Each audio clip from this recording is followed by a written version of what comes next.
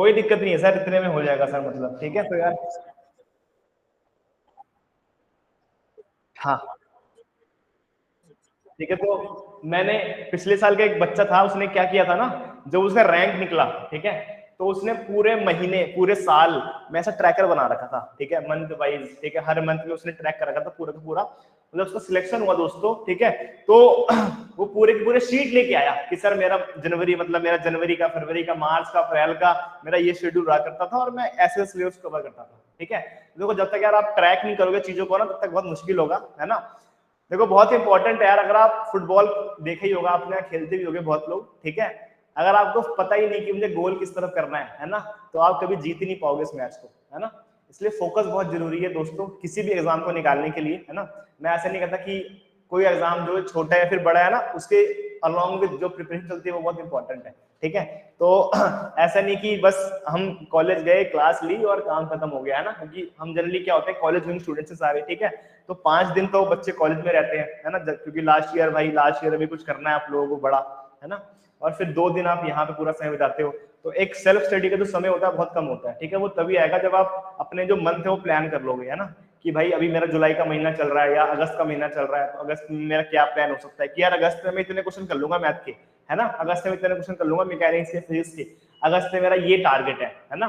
तो जो जितनी बड़ी बड़ी कंपनियां होती है ना, ठीक है, ये इसे कहते हैं माइक्रो मैनेजमेंट, है ना, माइक्रो मैनेजमेंट लेके चलती है ना, कि भाई एक बंदा, एक एम्प्लॉई है, ठीक है, उससे हमको 1 साल में क्या कराना है, उससे हमको 6 साल में, 6 महीने में क्या कराना है, ठीक है। तो मतलब कंपनी के, तो आप अपने किसी भैया दीदी से पूछोगे ना, तो हर दिन, हर दिन या फिर हर एक हाफ का टारगेट रहता है कि बताओ आपने एक दिन में क्या किया, है ना, या एक हाफ में क्या किया, लंच से पहले क्या शेड्यूल था आपका, लंच के बाद क्या शेड्यूल था आपका। दोस्तों ये सब चीजें बहुत जरूरी होती है ना। जब बड़ी बड़ी कंपनी ऐसा फॉलो कर रही है, जितने विद्यार्थी हैं जिन्होंने रैंक निकाली है वो ये सब फॉलो कर रहे हैं, तो आपको भी करना चाहिए, ठीक है। तो ऑनलाइन वाले विद्यार्थियों को सबसे बड़ा एडवांटेज ये कि उनका टाइम बचता है ना, उनका ट्रैवलिंग टाइम कम होता है, लेकिन एक ड्रॉबैक यही है कि आसपास के जो लोग हैं उनसे कम्युनिकेशन नहीं हो पाता इतना, ठीक है। अब यही बात मैं ऑफलाइन बैच में बोलूंगा, तो भाई वहां पे 35 की स्ट्रेंथ है ना, तो वहां पे यार दिख जाएंगे कुछ ना कुछ विद्यार्थी, ठीक है। तो कम से कम यार अपना एक प्लान रखो कि यार इतने से मुझे पढ़ना है। आप लोगों को अभी रिवाइज करने की जरूरत लगती नहीं है तो ना, क्योंकि इतना सिलेबस कवर नहीं हुआ, लेकिन ट्राई करो यार कि मैं मैक्सिमम टाइम जो है ना पढ़ने में लगाऊं और जितना मैं कंसेप्ट कर सकूं, ठीक है। अभी जितना आप समय दे दोगे ना उतना बढ़िया रहेगा, है ना, बाद में आपको समय मिलेगा ही नहीं। अगर मैं ये चीज बोलूँ ना आपसे नवंबर दिसंबर में, है ना, तो बहुत मुश्किल हो जाएगी, है ना। तो अभी आप एक टॉपिक को बहुत समय दे सकते हो, ठीक है, चाहे वो मैथमेटिक्स का हो, चाहे वो रीजनिंग का हो, चाहे वो फिजिक्स का हो, चाहे वो कंप्यूटर का होगा ना। तो आप उस एक चीज को भी अच्छे से सोच सकते हो कि भाई सर ने पढ़ा दिया, मैंने किसी बुक को रेफर कर लिया, बुक को रेफर करने का मैंने क्वेश्चन लगा दिए और उसमें क्या नया हो सकता है, ठीक है। तो जितनी क्यूरियोसिटी आपके एंड से होती है ना, उतने आप अधिक से अधिक क्वेश्चन सॉल्व करते हो, है ना। ये टारगेट होना चाहिए। तो जब आप सिलेबस खत्म कर लोगे तो आपका टारगेट होना चाहिए कि मैं कम से कम 50 क्वेश्चन रोज लगाऊं, 60 क्वेश्चन रोज लगाऊं, ठीक है। तो ऐसे जब तक आप करते रहोगे तो आपकी जो है ना, कहते हैं ना, तब आपका फ्लो बनेगा कि यार अब मतलब लग रहा है कि यार मेरी रैंक निकलेगी, ठीक है। तो ये सब चीजें बहुत जरूरी है ना। ये आपको लगता है यार कि ठीक है यार क्या ही है, मैंने बैच ज्वाइन कर लिया काम हो जाएगा, ऐसा नहीं होता, है ना। बहुत कुछ चीजें होती हैं जो पीछे मैटर करती है, तो कृपया करके यार उसका भी ध्यान देना। ऐसा नहीं कि बस हम तो पढ़ रहे हैं, लेकिन जो पेस होनी चाहिए वो पेस मत खोना यार, पेस बहुत इंपॉर्टेंट है, उसके बिना बहुत दिक्कत हो जाती है पढ़ने में, है ना। मुझे पता है फर्स्ट बैच के बहुत से विद्यार्थी बोलते हैं फिर कि सर बैच 2 में चला जाऊं क्या, बैच 3 में चला जाऊं क्या, है ना। तो बैच बदलने से कुछ नहीं होता, है ना। अगर आपका अभी मोमेंटम ठीक है तो बहुत बढ़िया रहेगा। मोमेंटम कैसे बनेगा, जब आपका फोकस रहे, जब आप फोकस्ड हो, है ना, जब आपका प्लान बना हुआ है कि यार अगर सैटरडे संडे में क्लास ले रहा हूँ तो इसी दिन मेरे को सारा कुछ रिवाइज करना है, ये बहुत इंपॉर्टेंट है ना। तो हर दिन आपको व्हाट्सएप पे कुछ ना कुछ मिलता ही होगा यार कि भाई ऐसे पढ़ो वैसे पढ़ो, लेकिन जब तक उसको आप एग्जीक्यूट नहीं करोगे तब तक वो काम बनेगा नहीं, है ना। तो try to execute as much things as you can, है ना। हम यार ऑनलाइन वाले विद्यार्थी को देख तो पाते हैं नहीं, बस टेस्ट के माध्यम से परफॉर्म कर पाते हैं कि यार अच्छा इस बच्चे के टेस्ट में अच्छे मार्क्स आ रहे हैं, मतलब इसकी पढ़ाई ठीक चल पा रही है ना। तो कृपया करके यार ये सब चीजें मैनेज करो, है ना, वरना एक समय आएगा जब आपको लगेगा यार कि हो नहीं रहा, है ना। तो मैं नहीं चाहता कि किसी विद्यार्थी के जीवन में वो समय आए, वो बोले कि यार अब तो हो नहीं रहा सर, क्या करें, है ना। क्योंकि हम सारे डिफरेंट डिफरेंट ब्रांच के बैकग्राउंड के विद्यार्थी हैं और डिफरेंट बैच के बच्चे होते हैं। तो उसमें कहता है कि भाई मैं कंप्यूटर का बच्चा हूँ, मेरी तो कंप्यूटर अच्छी है, मैं मैथ क्यों पढ़ूँ, है ना। कोई बच्चा होता है यार फिजिक्स, कोई बच्चा होता है इलेक्ट्रिकल का, इलेक्ट्रॉनिक्स का, उसको लगता है यार कि यार मेरी फिजिक्स ठीक है तो यार मेरे को मैं मैथ क्यों पढ़ूँ, है ना। तो सब कुछ आपको समाने लेके चलना है। जो भी विद्यार्थी सोच रहा है ना कि यार मेरे को टॉप 10, टॉप 20, टॉप 30, टॉप 40 में रैंक लेके आनी है, तो कृपया करके आप थोड़ा सा ध्यान दो हल्का सा, है ना। जितना आप क्वेश्चन करोगे ना उतना आपकी जो परसेंटेज ऑफ चांसेस है ना सिलेक्ट होने के वो बढ़ जाएंगे, ठीक है। तो ट्राई करो कि जो सारी चीजें हो रही है ना उसके बाद चलो, ऐसा नहीं कि बिल्कुल गायब हो रखे हो, है ना, कि भाई मुझे कोई मतलब नहीं है ग्रुप पे क्या आ रहा है क्या नहीं आ रहा, ठीक है, मैं तो शनिवार को आता हूँ, क्लास लेता हूँ, चला जाता हूँ। ऐसे मत करो यार दोस्त, इसमें ना बहुत ज्यादा नुकसान हो जाएगा आपका, है ना। आपको पता भी नहीं चलेगा कि आप कितना मतलब आप कितने लॉस में हो, ठीक है। So try to avoid these things, ये बहुत इंपॉर्टेंट होती है ना। और यार अपना प्लान बना लो, ठीक है। जब तक आपका प्लान नहीं बनेगा ना कि मुझे इतने घंटे पढ़ना है, तब तक बहुत दिक्कत होगी आपको, है ना। चाहे आपने सब कुछ पढ़ रखा हो, लेकिन फिर भी आप उस 2 घंटे या 3 घंटे में ना बस बैठो, है ना, उसमें आप बैठो कुछ भी पढ़ लो, लेकिन वो पढ़ने की हैबिट जो बहुत इंपॉर्टेंट है। डिप्लोमा के विद्यार्थियों में कम होती है हैबिट, क्योंकि फोन आ गया है, इंस्टाग्राम आ गया है ना। हम लोग के टाइम पे, मतलब ऐसा नहीं कहूंगा, हम लोग के टाइम पे, ठीक है, जैसे मैं 2017-18 में चलाता नहीं था इंस्टाग्राम फेसबुक इतना, है ना। तो एक व्हाट्सएप चलता था बस आराम से, है ना। तो कृपया करके यार ये सारी चीजें मैनेज करो, ये बहुत इंपॉर्टेंट है ना। ये सब आपको आगे बहुत हेल्प करेगी। ये आपको कोई बता रहे हैं बस, लेकिन ज्यादा बार बताएगा नहीं। टीचर आता है, सिलेबस खत्म कराता है और चले जाता है, लेकिन जब तक आप सिलेबस एब्जॉर्ब नहीं कर पा रहे ना, तो तब हमें लगता नहीं कि यार बच्चों ने कुछ सीखा है, कुछ पढ़ा है, ठीक है। ध्यान देना यार, ठीक है। एक असाइनमेंट गया आप लोगों का, ठीक है। आज का जो कंटेंट है उसको खत्म करने के बाद आपके पास कम से कम 2 या 3 असाइनमेंट और आएंगे, ठीक है। तो कृपया करके उसको खत्म कर लेना, ठीक है, कि जो भी आपको असाइनमेंट मिल रहा है आप उसे खत्म कर सको पूरा का पूरा, है ना। तो आपने एक असाइनमेंट देखा होगा, वो फॉर्म ऑफ इंट्रोडक्शन था कि यार स्केलर क्वांटिटी क्या होती है, वेक्टर क्वांटिटी क्या होती है, ठीक है। ऐसे ही आपके बहुत से कंटेंट आएंगे जो आपको मिलेंगे, है ना। तो वो ट्राई करना पूरा करने के लिए। तो आज टॉपिक जब मैं खत्म करूंगा ना, तो एक लॉ ऑफ फोर्स में पैरेललोग्राम लॉ के कुछ क्वेश्चन आएंगे, और ट्रायंगल लॉ, लेविस थ्योरम, और जो आपका इक्विलिब्रियम कंडीशन होती है उसमें कुछ क्वेश्चन आएंगे, ठीक है। तो वो सारे कंडीशन क्या फॉर्म होंगे वो हम आज डिस्कस करेंगे। तो इसके डिस्कशन के अंत में हम करेंगे। उसके बाद यार अगर आपको फिर भी लगता है यार कि मुझे कुछ पूछने की जरूरत है ना, तो बिल्कुल यार आप व्हाट्सअप कर देना, आप ग्रुप में पूछना कि सर मुझे ये डाउट है, ये क्या सॉल्व होगा, है ना। हिचकिचाने की बिल्कुल जरूरत नहीं है कि यार ठीक है ये तो बहुत आसान क्वेश्चन है, ये बहुत ही सिली सा क्वेश्चन है ना। आप बिल्कुल पूछ रहे हैं, जितने आप क्वेश्चन पूछोगे ना उतना आपका मतलब कंसेप्ट और अच्छा होगा, ठीक है। तो जितने आप क्वेश्चन पूछो उतना बढ़िया रहता है हम लोगों के लिए। तो ट्राई करो यार कि मैक्सिमम क्वेश्चन पूछो, है ना। चलो ठीक है यार, शुरू करते हैं आज की क्लास। यार देखते हैं यार हम लोग क्या पढ़ रहे थे पहले, है ना। तो प्रीवियस क्लास में एक बार डिस्कस कर लेता हूँ, फिर हम शुरू करते हैं आज की क्लास की हमें क्या क्या और चीज ध्यान देनी है, ठीक है। तो देखो यार हम पढ़ रहे थे यार लॉ ऑफ फोर्स, ठीक है। लॉ ऑफ फोर्स में सबसे पहले मैंने देखा यार फोर्स की definition, what is the meaning of force, ठीक है। सो फोर्स की मैंने डेफिनेशन देखी। अब ये मेरी लास्ट क्लास है, लेक्चर 3 या 4 जो है ना। इसके बाद मैं आपसे पूछूंगा माइक ऑन करवा के, ठीक है, कि बताओ यार स्केलर क्वांटिटी का कोई एग्जांपल है क्या, ठीक है। पैरेललोग्राम लॉ की डेफिनेशन क्या है, ट्रायंगल लॉ की डेफिनेशन क्या है दोस्तों, ठीक है। तो ये एक लास्ट क्लास है जिसमें कुछ नहीं पूछता बच्चों से, इसके बाद मैं पूछना शुरू करता हूँ विद्यार्थियों से। तो कृपया करके यार अगली बार से अपना माइक वाइक सब ठीक रखना, ठीक है। माइक वाइक ऑन करके बोलने की क्षमता हो आप में, ये आप अच्छे से रखना। ऐसा नहीं कि मैं कुछ पूछूं आपको माइक नहीं चल रहा, है ना, ऐसा मत करना यार, ठीक है। अगली क्लास में पूछना शुरू करूंगा, ठीक है। तो कृपया करके ध्यान देना कि जो आपने पढ़ रखा है पीछे कोई बैकलॉग्स ना हो, है ना। सारा का सारा जो कंटेंट है वो क्लियर हो। बहुत ही हार्ड एंड फास्ट तो नहीं कराया, लेकिन फिर भी जो पढ़ाया है वो क्लियर हो तरीके से, ठीक है, बढ़िया।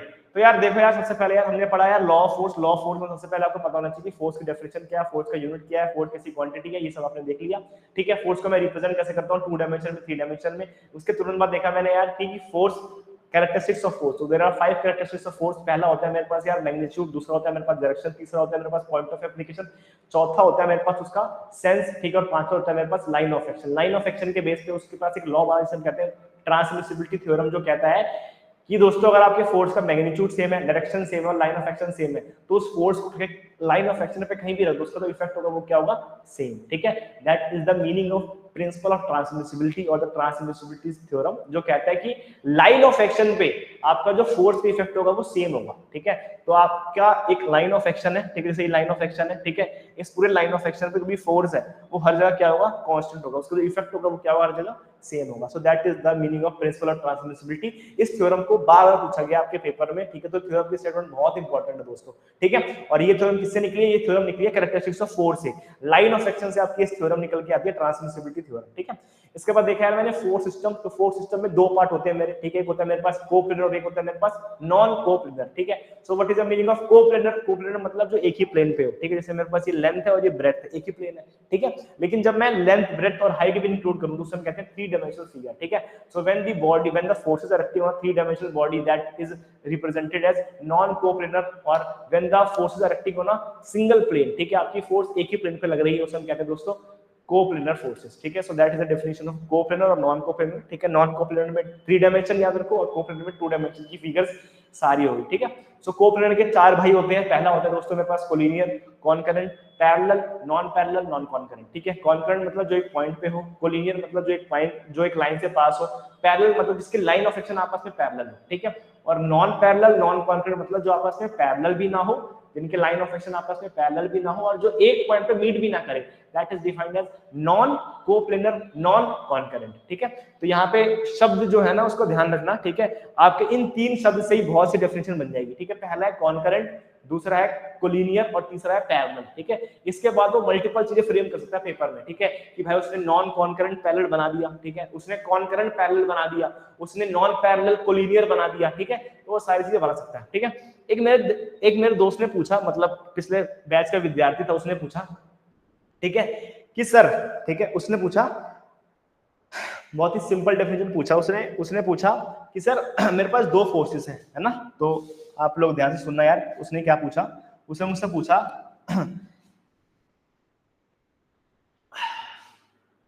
ये आपका क्या है, लाइन ऑफ एक्शन है. इस लाइन ऑफ एक्शन पे दोस्तों आपके 2 फोर्स हैं, ठीक है. एक ये फोर्स है दोस्तों, ठीक है, और एक ये फोर्स है. तो उसने कहा कि सर क्या ये भी पैरेलल है क्या, है ना, मतलब क्या इसको मैं पैरेलल कर सकता हूँ, क्योंकि इसका लाइन ऑफ एक्शन ऐसे जा रहा है, इसका लाइन ऑफ एक्शन ऐसे आ रहा है. तो आप बोलोगे सर ये तो कोलिनियर है ना. पैरेलल में क्या हुआ यार दोस्तों, ये मेरे पास लाइन ऑफ एक्शन है 2, ठीक है. इस 2 लाइन ऑफ एक्शन पे मेरे पास 2 फोर्स होगी, एक होगी मेरे पास ये और एक होगी मेरे पास ये, ठीक है. जब मैं इन दोनों, ये अभी क्या है, these are known as parallel forces. इसको जब मैं पास लेके आऊंगा, इसको एक लाइन में मर्ज कर दूंगा, सो दीस पैरेलल फोर्सेस बिकम्स कोलिनियर, ठीक है. तो अगर कोई फोर्सेस एक लाइन पे हो, ठीक है, तो उसे हम कहते हैं कोलिनियर. और अगर 2 फोर्सेस हैं जो आपस में पैरेलल है, उसको मैं कंबाइन कर दूं, एक ही लाइन में ले आऊं इस तरह से, तो अब ये पैरेलल मत कहना इसको, अब ये हो गई कोलिनियर, ठीक है. So these are representation of a collinear force system, ठीक है. तो ये था कि भाई कोलिनियर और पैरेलल में अगर मैं इसको मिला दूं तो ये कोलिनियर हो जाएगा. अब ये पैरेलल का कोई सेंस दे नहीं रहा, ठीक है. तो ऐसे आपके डायग्राम बनते हैं. इसके बाद यार देखा मैंने एक छोटा सा क्वेश्चन, इसका नाम है, ठीक है, पैरेललोग्राम लॉ, ठीक है. तो पैरेललोग्राम लॉ में जो बातें हैं आपको ध्यान रखने की, वो बहुत इंपॉर्टेंट है, ठीक है. पहला यार पैरेललोग्राम लॉ में कोई पूछे कि यार पैरेललोग्राम लॉ होता क्या है, ठीक है. तो पैरेललोग्राम लॉ क्या करता है, बेसिकली नेट फोर्स निकालने का तरीका है, ठीक है. So it is a way to calculate the net force acting on the body. First thing that you should know that there are 2 concurrent forces acting on the body, ठीक है. Suppose we have a body and on this particular body we have 2 concurrent forces, ठीक है. 2 concurrent force होगी दोस्तों, एक होगी मेरे पास ये और एक होगी मेरे पास ये, ठीक है. So we have these 2 concurrent forces F1 and F2, ठीक है. इसका जो रिजल्टेंट होगा वो कैसे रिप्रेजेंट होगा, the resultant of this forces is represented by the diagonal of that parallelogram, ठीक है, having an angle alpha and the angle between F1 and F2 is theta, ठीक है. तो F1 और F2 के बीच एंगल क्या होगा, थीटा, और जो रिजल्टेंट है और जो हॉरिजॉन्टल फोर्सेस के बीच एंगल क्या होगा, अल्फा, ठीक है. तो अल्फा क्या होता है, alpha is giving the direction of the resultant, ठीक है. कोई भी क्वांटिटी होती है जिसे हम कहते हैं वेक्टर क्वांटिटी, उसके पास 2 चीजें होती है, एक होती है मैग्नीट्यूड और एक होता है डायरेक्शन, ठीक है. So magnitude is calculated bye F1 का स्क्वायर प्लस F2 का square plus 2 times of F1 F2 cos theta, but the direction is calculated bye vertical component of the force upon में, ठीक है, जो आपका tan अल्फा निकाला मैंने, ठीक है, वर्टिकल कंपोनेंट अपॉन में हॉरिजॉन्टल कंपोनेंट, ठीक है. तो वर्टिकल कंपोनेंट मेरे पास क्या आया, F2 ओवर में sin times of theta upon में F1 प्लस में F2 ओवर में cos टाइम्स ऑफ थीटा, ठीक है. So that is the value of resultant जो मुझे मिल रहा था यार, रिजल्टेंट की वैल्यू मेरे को ये मिल रही थी, तो ये मैंने निकाल दिया, ठीक है.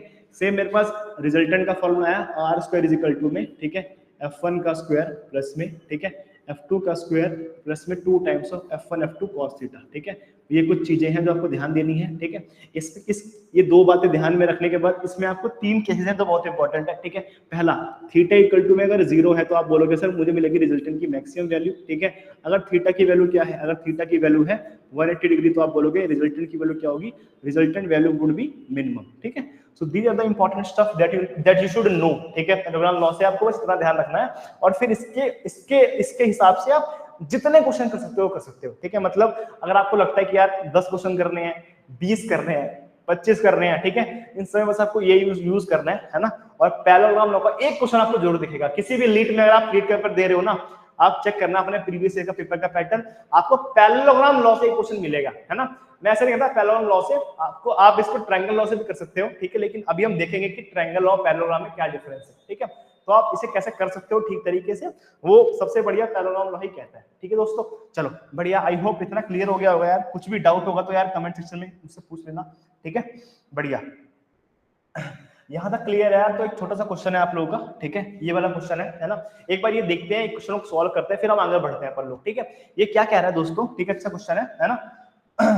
ये कह रहा है यार कि मेरे पास एक मैन है, ठीक है, एक आदमी है, ठीक है, जो क्या कर रहा है, यूज कर रहा है, ठीक है, a boat to cross the river, ठीक है। तो क्या यूज कर रहा है, बोट यूज कर रहा है to cross the river if the velocity of the boat is 8 kilometre per hour, ठीक है। उसने दिया है this is the velocity of the boat, कोई बोट जाएगी वो कहीं जाएगी, ऐसे जाएगी, ठीक है। So this is the direction of the boat, ठीक है, जो कितनी है 8 किलोमीटर पर आवर, ठीक है। So that is represented as velocity of boat that is 8 kilometre per hour, ठीक है। और उसने कहा जो रिवर का जो फ्लो है वो कितना है, ठीक है, रिवर का जो फ्लो है, ठीक है, वो है 10 किलोमीटर पर आवर, ठीक है। So velocity of river is represented as, ठीक है, 10 किलोमीटर पर आवर, ठीक है। तो मान लो एक नदी है वो ऐसे बह रही है 10 किलोमीटर पर आवर से, और आप 8 किलोमीटर पर आवर की स्पीड से इस तरफ जा रहे हो, ठीक है। So due to flow of river जो बोट है इस तरफ मुड़ जाएगी, आप बोलोगे हाँ सर बिल्कुल मुड़ जाएगी, ठीक है। तो बोट क्या अगर इस तरफ मुड़ जाएगी, ठीक है, that is in this direction, मतलब थोड़े समय बाद आप यहाँ नहीं मिलोगे, आप यहाँ मिलोगे पॉइंट बी पे, ठीक है। तो पूछ रहा है कि यार आपकी वेलोसिटी क्या है, ठीक है, that is the what is the velocity by which river is flowing. एक मिनट रुक जाओ, ठीक है, बोट 8 किलोमीटर पर आवर से एंड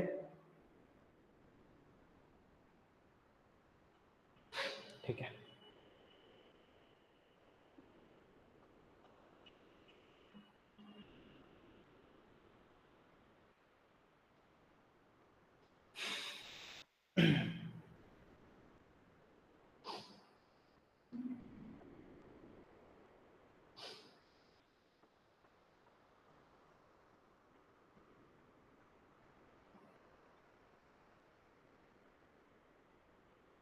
ठीक है यार। एक में थोड़ा सा इसमें थोड़ा सा करेक्शन है यार, ठीक है, 10 ये नहीं है यार, ठीक है, 10 किलोमीटर पर आवर ये है, ठीक है, ठीक है। सो दिस इज दी कि यार आप 10 किलोमीटर पर आवर की स्पीड से यहाँ पहुंच गए, मतलब ठीक है, ये रिवर की स्पीड कुछ रही होगी, ठीक है, that is defined as velocity of river, है ना। तो वेलोसिटी ऑफ रिवर निकालनी है बेसिकली, ठीक है। अभी रिवर की वेलोसिटी 10 किलोमीटर पर आवर नहीं, रिवर इस डायरेक्शन में किसी न किसी स्पीड से फ्लो कर रहा है और बोट यहाँ जा रही है ना। तो आपने देखा थोड़ा सा यार बोट ऐसे मुड़ गई और यहाँ जाने लग गई अब, ठीक है। So that is the resultant velocity you will get, ठीक है। तो आप अगर ए पॉइंट से पहुंचे कहाँ पे, बी पॉइंट पे, ठीक है, तो आप यहाँ पहुंच गए with the speed of 10 kilometre per our. आप बोलोगे सर ये 8 किलोमीटर पर आवर की स्पीड तो थी, एक्स्ट्रा स्पीड कहाँ से आई? तो जो आपका फ्लो था, जो पानी का बहाव था, वो आपको यहाँ से यहाँ पे लेके आ गया, ठीक है। अब आपको बताना है यार कि बताओ वेलोसिटी ऑफ रिवर क्या होगी, ठीक है। यहाँ पे एक छोटा सा अजम्पशन जो मैं मान सकता हूँ कि यार कि बोट और रिवर की जो वेलोसिटी है वो कितनी है, 90 डिग्री है, ठीक है। सो अगर वेलोसिटी ऑफ बोट और रिवर की वेलोसिटी को मैंने अज्यूम करा 90 डिग्री, ठीक है, तो आपको बताना है वेलोसिटी ऑफ रिवर क्या होगी, है ना। तो बहुत इसका आसान सा जवाब होगा जो आपको पता होगा, that is belonging to case number 2 of parallelogram law, ठीक है। दो फोर्सेस हैं, उसमें रिजल्टेंट दिया हुआ है, एक हॉरिजॉन्टल फोर्स दिया हुआ है, पूछ रहा है आपको एक अननोन फोर्स निकालो, ठीक है। तो जब मैं बात करता हूँ फोर्स की, तो मैं सिर्फ फोर्स की बात नहीं करता, it is representing any vector quantity, ठीक है। So it might be displacement, might be velocity, might be acceleration, ठीक है। तो कोई भी वेक्टर क्वांटिटी होती है, उसको अगर आपको ऐड करना है, नेट फोर्स निकालना है, नेट एक्सेलरेशन निकालना है, नेट वेलोसिटी निकालना है, so you are the parallelogram law is going to help you, ठीक है। तो कैसे निकालेंगे यार दोस्तों इसमें, है ना। तो किसी का जवाब ऐसे आया नहीं, तो क्या हुआ यार इसका आंसर? कैसा आंसर मत पूछो आप, ये तो आपने बड़ी चीज पूछ ली, ठीक है। ध्रुव का है 6 किलोमीटर पर आवर, बढ़िया है, ठीक है। इसमें यार केस 2 लगा देना, ठीक है, तो आपका आंसर आ जाएगा 6 किलोमीटर पर आवर, ठीक है, ठीक है। Both the forces are 90 degree apart, ठीक है। तो आपको पता है क्या होगा, रिजल्टेंट का स्क्वायर इज इक्वल टू में f1 का स्क्वायर प्लस में f2 का होल स्क्वायर, ठीक है। तो रिजल्टेंट आपको दिया हुआ है दैट इज 10 का स्क्वायर, f1 आपको दिया हुआ है दैट इज 8 का स्क्वायर, प्लस में f2 आपको निकालना है या फिर v2 आपको निकालना है, लेट्स सपोज, ठीक है, इसको आप v2 मान लो, ठीक है। दैट इज रिजल्टेंट का स्क्वायर इज इक्वल टू में, ठीक है, यहाँ पे क्या है दोस्तों, रिजल्टेंट का स्क्वायर इज इक्वल टू में v1 वेलोसिटी का स्क्वायर प्लस में v2 वेलोसिटी का स्क्वायर, ठीक है, प्लस में आपकी हो गई v2 का स्क्वायर, ठीक है। इसको कैलकुलेट करो तो v2 की वैल्यू आ जाएगी that is 6 kilometre per hour, ठीक है। 10 का स्क्वायर है, 10 का स्क्वायर करो तो क्या आएगा 100, ठीक है। 100 में से क्या माइनस कर दोगे आप 8 का स्क्वायर, 8 स्क्वायर वुड बी 64, तो 100 माइनस 64 दैट इज 36, 36 का रूट करो तो क्या आएगा 6 किलोमीटर पर आवर, ठीक है। So that's how you are able to calculate the question, है ना। तो ऐसे मैं निकाला वेलोसिटी ऑफ द रिवर, मतलब अगर आपका इस तरह का फिनोमिनन है, ठीक है, तो यहाँ पे क्या होगा, ये जो मेरे पास वेलोसिटी ऑफ रिवर है ये कितनी होगी 6 किलोमीटर पर आवर, ठीक है। इसने वेलोसिटी ऑफ बोट दे दी है that is 8 kilometre per hour, ठीक है। और ये क्या आ गया मेरे पास वेलोसिटी और रिजल्टेंट वेलोसिटी क्या आ गई, जिस स्पीड से मैं ट्रैवल करूंगा that is velocity of boat plus river, ठीक है। तो ये कितनी आ गई मेरे पास 10 किलोमीटर पर आवर, ठीक है। तो ये काफी अच्छा क्वेश्चन था, ठीक है। बस इसमें एक चीज देखनी थी कि यार इन दोनों के बीच का एंगल क्या होगा, ठीक है। तो इन दोनों के बीच का एंगल 90 दिख रहा है, ठीक है। सो 90 डिग्री इज द एंगल। अगर आपको एंगल पता है दोनों फोर्सेस के बीच का तो आप रिजल्टेंट निकाल सकते हैं, ठीक है। बढ़िया, शाबाश यार, ठीक है। आई होप क्लियर होगी चीजें, क्लियर हो गई होगी चीजें, ठीक है। बढ़िया,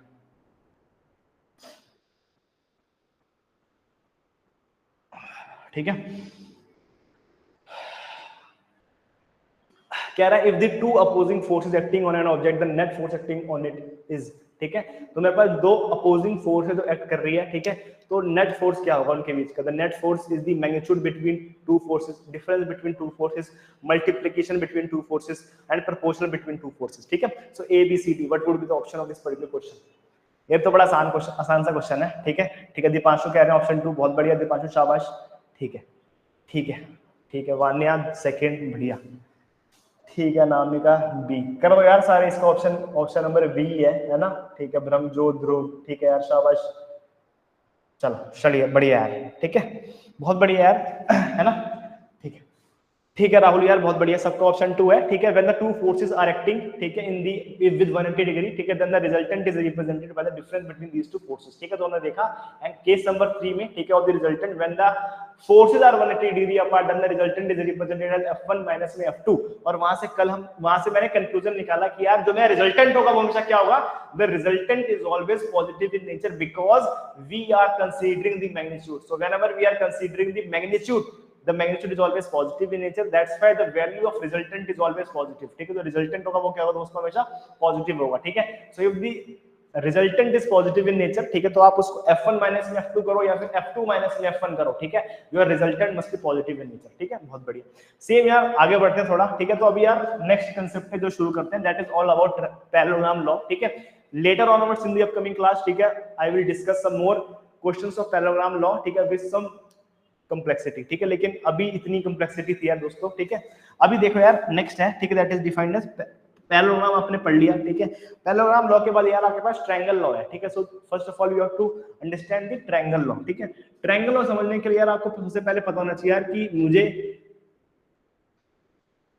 एक रूल होता है जिसे हम कहते हैं साइन रूल, ठीक है, आप लोगों को पता ही होगा, ठीक है। What is the meaning of sine rule, है ना।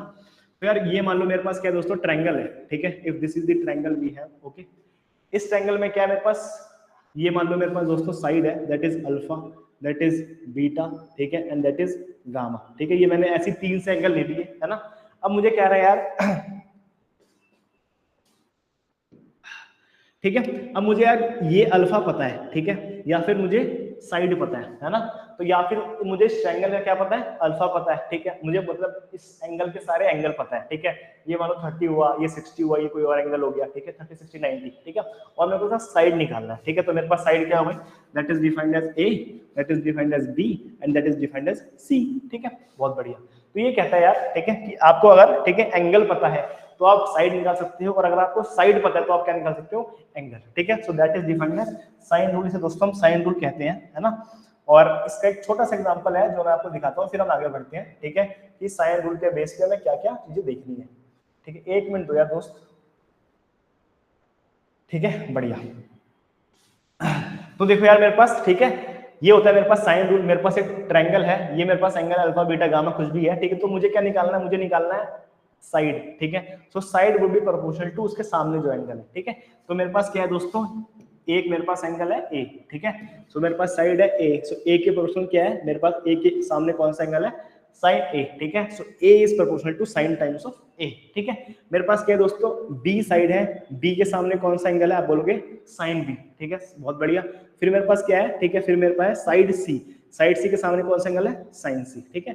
तो ये भी ठीक है, और इसका जो कन्वर्स है, मतलब इसका जो अगर उल्टा कर देंगे, ठीक है, कि sine A is proportional to sine A is proportional to side, sine B is proportional to side B and sine C is proportional to sine C, ठीक है। तो इसे हम कहते हैं साइन रूल, जो कहता है यार कि अगर आपको साइड पता है तो आप सारे एंगल निकाल सकते हो with the help of sine rule, और अगर आपको एंगल पता है तो क्या निकाल सकते हो आप, सारे के सारे साइड निकाल सकते हो, ठीक है। तो इसको याद करने का बहुत ही सिंपल सा एग्जांपल है, ठीक है। आप लोगों ने एक सुना होगा गाना, ठीक है, मेरे सामने वाली खिड़की में एक चांद का टुकड़ा रहता है, ठीक है, लेकिन अभी चांद नहीं है कोई, अभी सिर्फ और सिर्फ एंगल और उसकी साइड है, ठीक है। तो मेरे पास यार एक साइड है, उसके सामने कौन सा एंगल है, ए, ठीक है। मेरे पास एक साइड है बी, उसके सामने कौन सा एंगल है, एंगल बी, ठीक है। मेरे पास एक साइड है सी, उसके सामने कौन सा एंगल है, सी, ठीक है। तो your side is proportional to आपके सामने वाले एंगल की, ठीक है। तो आपका जो साइड होगा उसके सामने वाले एंगल के प्रोपोर्शनल होगा। इसका मैं यूज करने वाला हूँ ट्रायंगल्स लॉ में, ठीक है। इसलिए मैंने यार आपको इतनी कहानी सुना दी, ठीक है। So that is the meaning of sine rule, है ना, ठीक है। तो इस पूरे के पूरे कंसेप्ट में हम साइन रूल का इस्तेमाल करेंगे कि यार साइन रूल को हम कैसे डील करते हैं, ठीक है, बढ़िया। सो अगर मैं बोलूँ यार कि आपको साइड निकालनी है, ठीक है, तो मान लो यार ये मेरे पास बी है, ये मेरे पास ए है और ये मेरे पास सी है। सो A is proportional to alpha, B is proportional to beta, and C is proportional to sin times of gamma, ठीक है। So that is the meaning of sin rule, ठीक है। अब सर आप बोलोगे सर किसका मतलब क्या है, ठीक है, इससे हमें सीखने को क्या मिला, what is the significance of this statement, ठीक है। इसका significance आपको इसमें देखने को मिलेगा दोस्तों, ठीक है।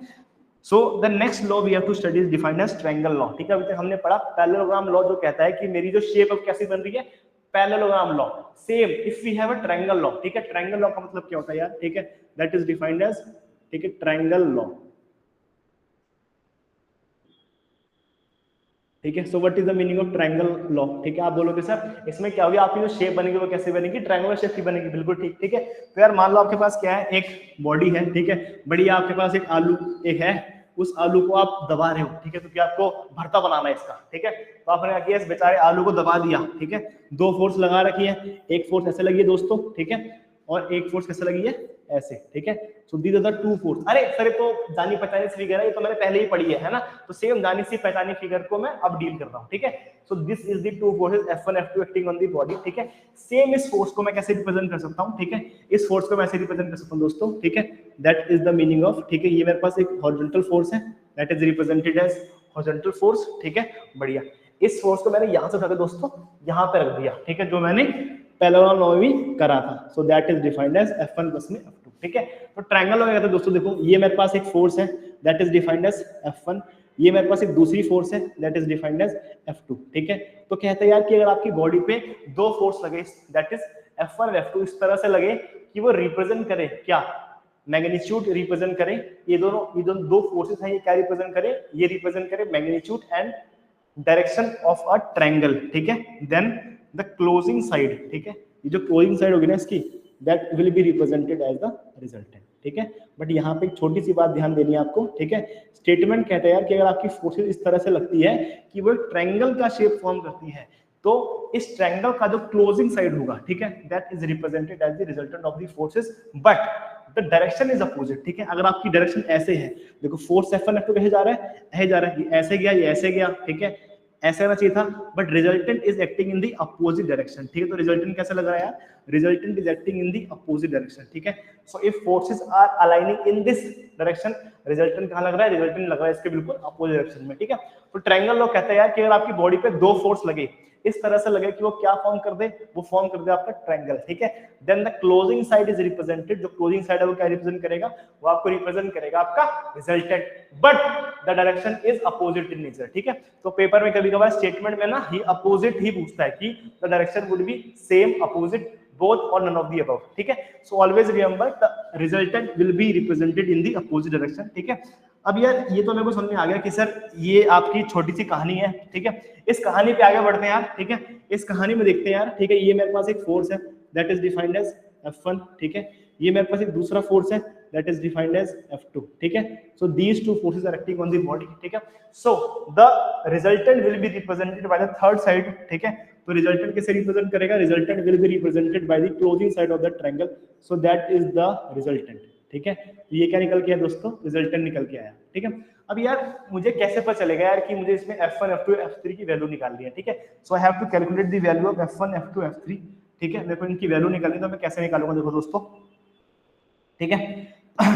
यार आपको पता है कि F1 और हॉरिजॉन्टल फोर्स के बीच का एंगल क्या होता है, आप बोलोगे अल्फा, मानते हो है ना कि the horizontal force and the resultant के बीच एंगल क्या होता है, अल्फा। ठीक है, आप बोलोगे सर जो F1 और F2 के बीच एंगल क्या होता है, आप बोलोगे थीटा। बहुत बढ़िया।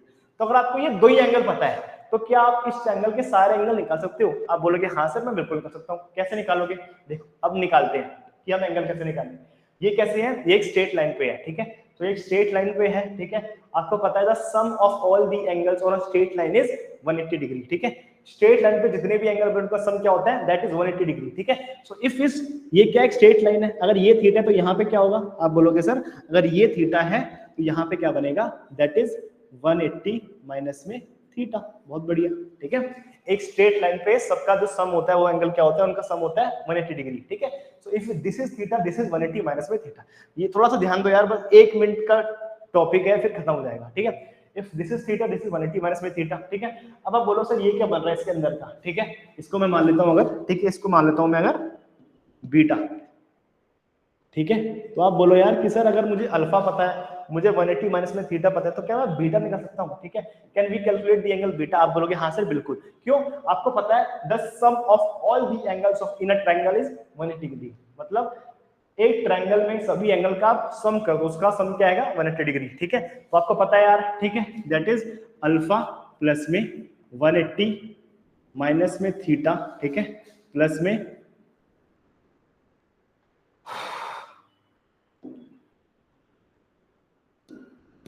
ठीक है, प्लस में बीटा। इसकी वैल्यू क्या होती है दोस्तों, इसकी वैल्यू होती है 180। ठीक है, यहां से 180 कट गया। ठीक है, सो व्हाट इज बीटा, आप बोलोगे beta is represented as theta minus में अल्फा। ठीक है, so that is defined as the angle, that is beta is equal to में थीटा माइनस में alpha. So that is the angle जो आपने निकाल लिया।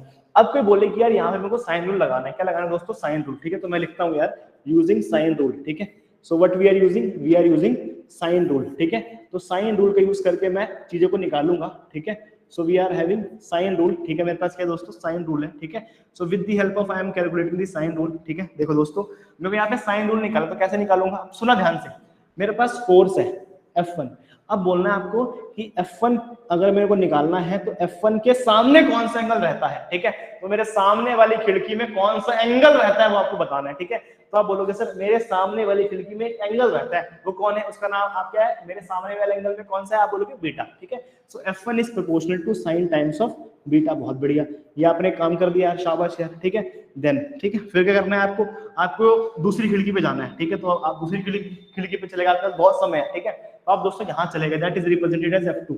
F2 के सामने वाली खिड़की में कौन है, आप बोलोगे मेरे सामने वाली खिड़की में एंगल, इसका नाम क्या है, अल्फा। ठीक है, so here you can write that. ठीक है, आप बोलोगे sir F2 is proportional to, ठीक है, साइन टाइम्स ऑफ अल्फा। बहुत बढ़िया।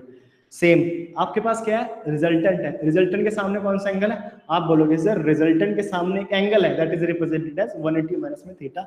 सो साइन टाइम्स ऑफ 180 माइनस में थीटा। ठीक है, आप बोलोगे सर सर सर मैंने मैथ पढ़ी है, मेरे को ट्रिग्नोमेट्री बड़े अच्छे से आती है। ठीक है, मुझे पता है कि सर साइन 180 माइनस में थीटा क्या होता है, आप बोलोगे साइन 180 माइनस में थीटा इज इक्वल टू में साइन थीटा। ठीक है, तो आप यहां से कह सकते हो कि जो आपको ध्यान रखना है वो क्या ध्यान रखना है दोस्तों, F1 अपॉन में साइन टाइम्स ऑफ बीटा। ठीक है, इज इक्वल टू में F2 ओवर में sine times of alpha is equal to में, ठीक है, रिजल्टेंट इज इक्वल टू में रिजल्टेंट अपॉन में साइन टाइम्स ऑफ थीटा।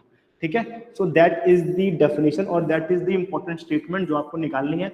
मतलब सर अगर आपको, ठीक है, F1 निकालना है तो इससे निकाल लो, थीटा निकालना है तो इससे निकाल लो, अल्फा निकालना है तो इससे निकाल लो। ठीक है, so that's how you are able to calculate the resultant. तो रिजल्टेंट कैसे निकलेगा, यार आपको F2 पता है और आपको एक एंगल पता है जिसे हम कहते हैं साइन अल्फा। ठीक है, या फिर अगर आपको रिजल्टेंट निकालना है, आपको थीटा पता है, ठीक है, तो आप इससे निकाल सकते हो। ठीक है, तो that's how you are able to proceed with the help of triangle law, जो कहता है, ठीक है, कि आपकी फोर्स इस तरह से लग रही है, ठीक है, कि आपको जो रिजल्टेंट है वो रिप्रेजेंट होगा by the closing side of that triangle but the direction is opposite in nature, that is defined as triangle law. ठीक है, दूसरी बात क्या ध्यान रखने की है कि इसको दोस्तों मैं ऐसे रिप्रेजेंट करूंगा। ठीक है, अब बहुत से पेपर में, ठीक है, अगर आप देखोगे ना हरियाणा लीड का, तो इतना आसान आता है कि ये चीज पूछता है, ये वाली चीज। ठीक है, कि बताओ मेरे पास एक ट्रायंगल लॉ है, उस ट्रायंगल लॉ का ये जो डेफिनेशन है वो क्या निकलेगा। ठीक है, तो मान लो आपको तीन फोर्सेस दे दी, ठीक है, ये एंगल चेंज कर सकता है, मान लो इसको इसने बीटा क्या दिया, इसने अल्फा क्या दिया, इसने कुछ और नाम दे दिया, तो नाम कुछ भी सकता है दोस्तों, लेकिन करना आपको ऐसे ही है। ठीक है, कि मेरे सामने वाली खिड़की में कौन सा एंगल रहता है उसका ध्यान रखना है आपको। ठीक है,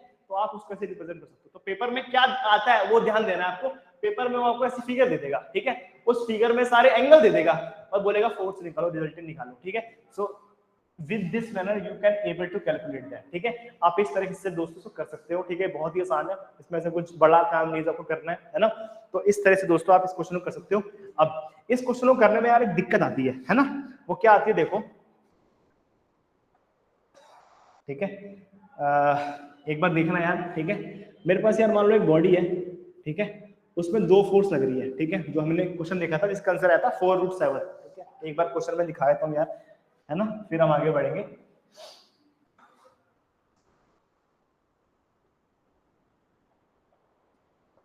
देखो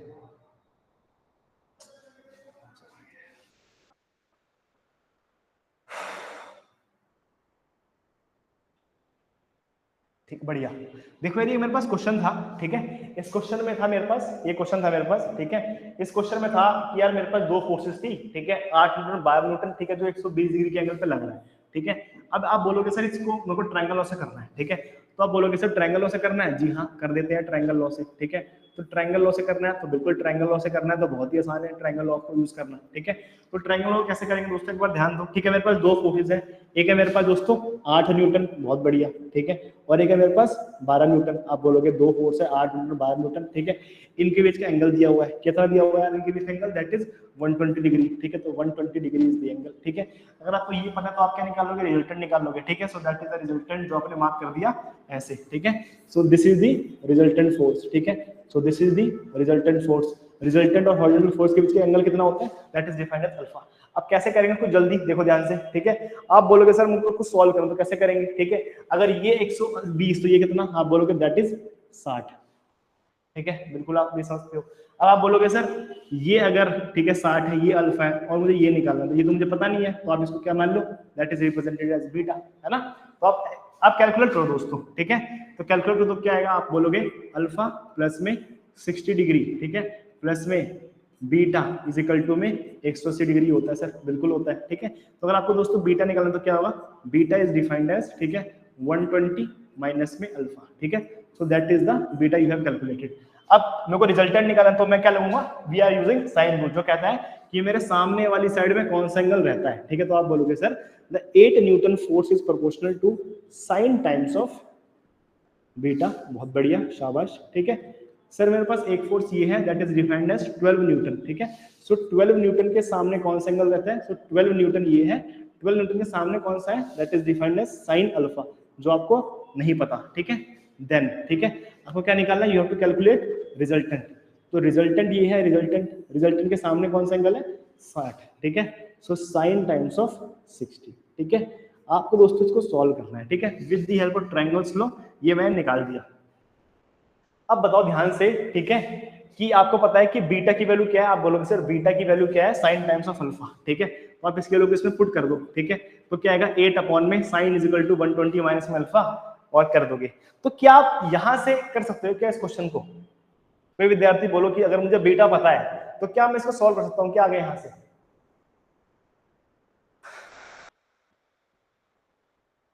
आप बोलोगे हाँ सर कर सकते हैं हम तो, है ना, आपने इतनी मेहनत कराई है तो हम कर ही सकते होंगे, है ना। क्या कहते हैं दोस्तों, इसको मैं कर सकता हूँ यहाँ से कि नहीं कर सकता अब, या मुझे कुछ और देना पड़ेगा आप लोगों को, तब हम कर सकते हैं क्वेश्चन को, क्या कहते हो, क्या कहती है जनता, ठीक है। आप बोलो सर यस नो जवाब दो कि सर ये हो जाएगा यहाँ से, आप बोलो सर नहीं होगा, है ना, जवाब दो यार, ठीक है। Can we proceed ahead with this question, can we calculate the resultant or not. अगर ये सारी चीजें मेरे को दी हुई है तो क्या मैं ऐसे रिजल्टेंट निकाल सकता हूँ इसका, साइन 60 की वैल्यू होती है √3/2, अल्फा की वैल्यू मेरे को निकालनी है, बताओ क्या करेंगे दोस्तों, यस और नो में जवाब दे दो कि क्या मैं यहां से निकाल सकता हूं रिजल्टेंट, हाँ या ना, तो बोल दो क्या होगा दोस्तों, बोल दो कुछ, बोल दो ना जरा, मन में जो है छुपा मैं किसी से कहूंगा नहीं, ठीक है, ठीक है। मोहम्मद शान कह रहे हैं नहीं कर सकते, बहुत बढ़िया, ठीक है भाई। इसका जब इसका मैं क्या समझू, इसको मैं हाँ या ना समझू, हाँ या ना,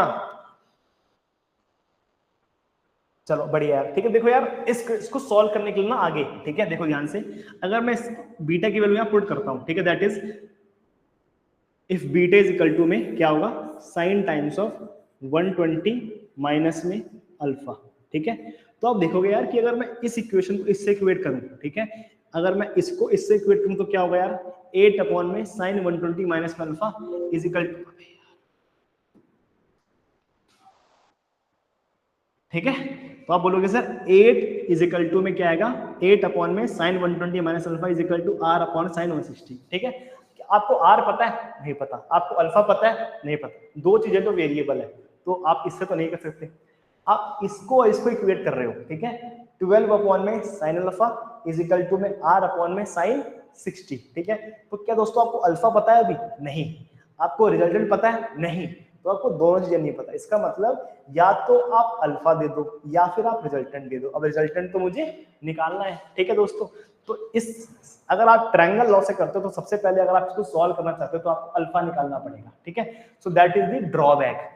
पूछ क्या रहा है, रिजल्टेंट, ठीक है, लेकिन रिजल्टेंट निकालने के लिए आपको क्या निकालना पड़ रहा है, आपको उसकी डायरेक्शन निकालनी पड़ रही है पहले। सो that is the drawback of this triangle law, क्योंकि इसमें सारे आपको एंगल पता होने चाहिए तभी आपका रिजल्टेंट आएगा। But in the parallelogram law it is not even important to calculate the angle first, ठीक है। आप रिजल्टेंट के फॉर्मूले से रिजल्टेंट निकाल दो सीधा, ठीक है। सो दैट्स हाउ अगर आपको रिजल्टेंट निकालना है, so parallelogram is the first priority that you can choose, ठीक है। विद द पैरेललोग्राम लॉ इस क्वेश्चन को मैं दो स्टेप में कर सकता हूं कि मैंने फॉर्मूला लगाया, वैल्यू पुट करी, मेरा आंसर आ गया, दैट इज डिफरेंस 4√7, ठीक है।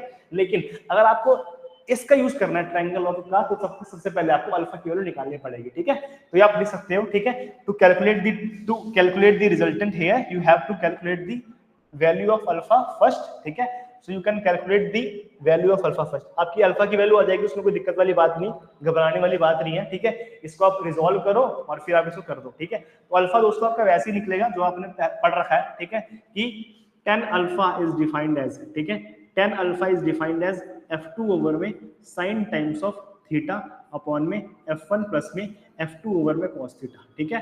तो क्या करना है दोस्तों, कुछ नहीं करना, इस फोर्स को मेरे को रिजॉल्व करना है, तो आप बोलो कर देंगे सर, ये क्या आ गया 12 times of cos times of 120 degree, और यहाँ पे क्या आएगा 12 times of sin times of 120 degree, ठीक है। इससे आप क्या निकाल लोगे, अल्फा निकाल लोगे, इससे अल्फा से आप इसका रिजल्टेंट निकाल सकते हो, सो रिजल्टेंट वुड बी 4√7, ठीक है। लेकिन दोस्तों यहाँ पे आपको ये वाला स्टेप एडिशनल करना पड़ा, ठीक है।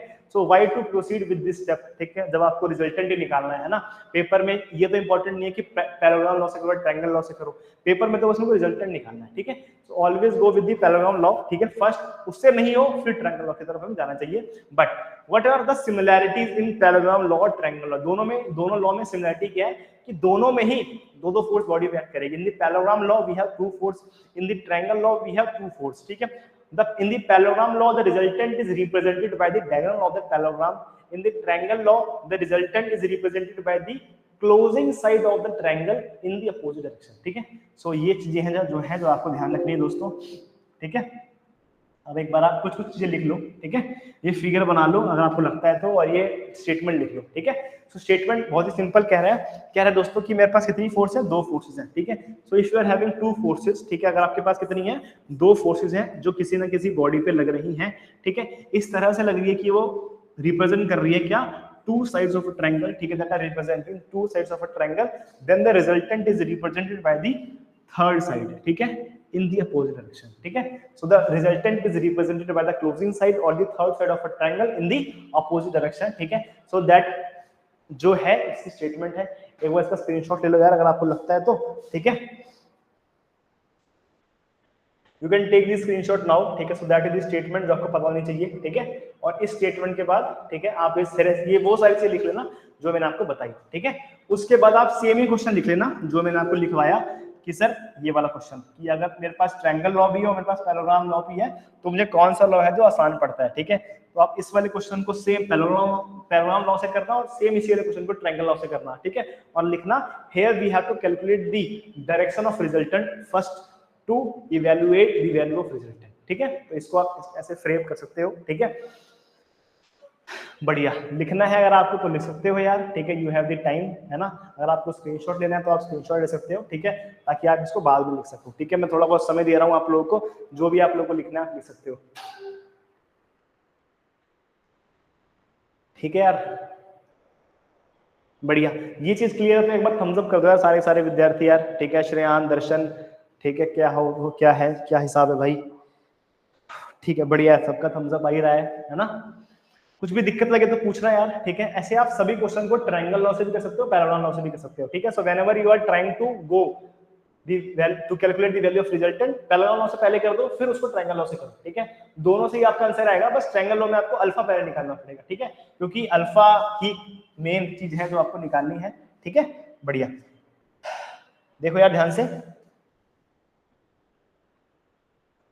ये अगर लिखना है तो लिख लो यार, इसका स्क्रीनशॉट ले लो यार, ये इंपॉर्टेंट है, ठीक है। तो स्टेटमेंट लिखने के बाद ये पूरा जो चीज है वो इंपॉर्टेंट है, ठीक है। I will share this slide on your WhatsApp also, ठीक है। मैं इसका स्क्रीनशॉट डाल दूंगा वैसे आपकी व्हाट्सएप ग्रुप पे, ठीक है। लेकिन फिर भी अगर आपको लगता है so you can take the screenshot of this particular image, ठीक है। Later onwards we can proceed ahead,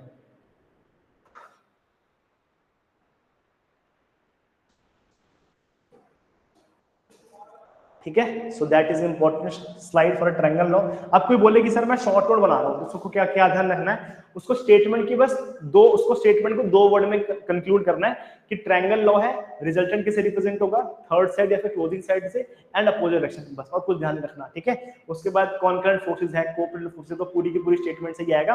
और उसके बाद बस आपको ये ऐसी फिगर बना लेनी है ऐसी, ठीक है। और इस फिगर के बाद बस आपको ये लिख देना है, ठीक है, कि मैं किसी फिगर को इसमें कैसे रिप्रेजेंट करूंगा, that is defined as triangle law. Paper में आपको आएगा भी यही, अगर आपको पेपर में सॉल्व करने के लिए आएगा, या तो उस तरीके से बोलेगा कि 2 फोर्सेज हैं, रिजल्टेंट निकालो, या फिर पेपर में दोस्तों वैसे ट्रायंगल दे देगा और बोलेगा कि साइन रूल का ऐसे एक्सप्रेशन लिखो, ठीक है। So you can write this particular expression with the help of triangle law, ठीक है। तो ये दो चीजें दोस्तों आपसे पेपर में पूछते हैं, ठीक है। ध्यान देना, जो जो चीजें आपके पेपर में आ रही हैं मैं वही बता रहा हूँ, ठीक है। तो कृपया करके वो सारी चीजें मिस मत करना, ठीक है यार, बढ़िया। चलो आगे बढ़ते हैं यार, ठीक है, आगे बढ़ते हैं छोटे से क्वेश्चन से, है ना। तो मेरे पास एक क्वेश्चन है, ठीक है। क्वेश्चन की शुरुआत यहां से होती है, that is defined as equilibrium condition, ठीक है। तो मेरे पास एक स्टेटमेंट है that is defined as equilibrium condition, ठीक है। उसको मैं शुरू करूंगा एक क्वेश्चन से, ठीक है। तो आप बोलोगे एक क्वेश्चन तो दिखा दो, आप बोलोगे क्वेश्चन तो दिखा दो। अच्छा, एक इसके पहले यार छोटा सा लॉ और है यार, ठीक है, वो भी डिस्कस कर लेते हैं, ठीक है, फिर हम इक्विलिब्रियम कंडीशन पे आएंगे। चलो देखो यार, ठीक है, मैंने पढ़ लिया पैरेलल लॉ, मैंने पढ़ लिया ट्रायंगल लॉ, ठीक है। मेरे पास थर्ड लॉ है दैट इज डिफाइंड एज, ठीक है, पॉलीगन्स लॉ। अब ये बहुत यूज होता है, ठीक है, पॉलीगन्स लॉ, ठीक है, बहुत यूज होता है ये वाला लॉ, ठीक है। सबसे ज्यादा लॉ यूज होने वाला है वो पैरेलल लॉ और दिस वन, ठीक है। So we have polygons law, ठीक है। तो पॉलीगन लॉ क्या कहता है, कुछ नहीं कहता, ठीक है। वो कहता है यार कि मेरे पास एक बॉडी है, ठीक है दोस्तों, एक मेरे पास बॉडी है, ठीक है, उसमें फोर्सेस लग रही है, ऐसे लग रही है, ऐसे लग रही है, ऐसे लग रही है, ऐसे लग रही है, ठीक है, या फिर और भी फोर्स लग रही है। वो कहता है कि सर इन सभी फोर्सेस का क्या कर दो, एक पॉलीगन शेप बना दो, ठीक है। तो आपके पास ये एक फोर्स है, आपने इसको ऐसी शेप दे दी, ठीक है। आपके पास ये फोर्स है, आपने इसको ऐसे शेप दे दी, ठीक है। आपके पास ये फोर्स है, आपने इसको ऐसे शेप दे दी, ठीक है। और आपके पास ये फोर्स है, आपने इसको ऐसे शेप दे दी, ठीक है। तो कहता है यार कि पॉलीगन्स लॉ कहता है कि आपकी बॉडी पे 2 से अधिक फोर्स लगनी चाहिए, ठीक है। तो पहली स्टेटमेंट क्या है, if the forces are more than 2, ठीक है। So first statement is that more than 2 forces acting on the body, ठीक है। तो more than 2 forces are acting on the body, ठीक है। तो क्या कहता है कि आपकी फोर्सेस पे, आपकी बॉडी पे 2 से अधिक फोर्स लगनी चाहिए, ठीक है। तो मेरी बॉडी पे 2 से अधिक फोर्स लग गई, ठीक है। अभी 4 लग रही है क्योंकि मेरे को बताना है, कल को 3 लगी लग सकती है, 5 भी लग सकती है, 6 भी लग सकती है, ठीक है। अभी 4 लग रही है क्योंकि मुझे पॉलीगन की शेप बनानी है, ठीक है। सो पॉलीगन की शेप के लिए मेरे को 4 फोर्स की रिक्वायरमेंट होती है। तो अगर आपके पास 2 से अधिक फोर्स है, ठीक है, तो कहता है कि अगर आपके पास 2 से अधिक फोर्स है तो क्या कर दो, आप इसका पॉलीगन की शेप दे दो, इस तरह से दो, ठीक है। इसका जो रिजल्टेंट होगा वो क्या होगा, that will be represented by the closing side of that polygon, ठीक है। तो मेरे पास एक ऐसे जा रहा है, एक जा रहा है, इसकी डायरेक्शन क्या हुई, the direction is like that, ठीक है। तो अगर दोस्तों मेरे पास ये डायरेक्शन है, so how we are going to calculate the resultant is represented by the third side of that polygon, but the direction is opposite in nature, ठीक है। So that is the third side of the, that is the closing side of the polygon and the direction is opposite in nature। अब देखो यहाँ पे सबकी direction कैसी है, ऐसे है, तो रिजल्टेंट की डायरेक्शन क्या आएगी, बिल्कुल इसके अपोजिट, ठीक है। So let's suppose this is force F1, this is force F2, this is force F3 and this is force F4. So the resultant is represented by the closing side of that polygon, but the direction is opposite in nature. So that is the definition of the Polygon's law. But ये definition है Polygon's law की, इसको समझाने का अलग तरीका है, वो हम अभी डिस्कस करते हैं, ठीक है। लेकिन पहले यार ये है Polygon's law की स्टेटमेंट कि सर इसमें 2 से अधिक फोर्स होगी, ठीक है, और ठीक है जो क्लोजिंग साइड है वो क्या होगा, the resultant is represented by the closing side of the polygon, ठीक है।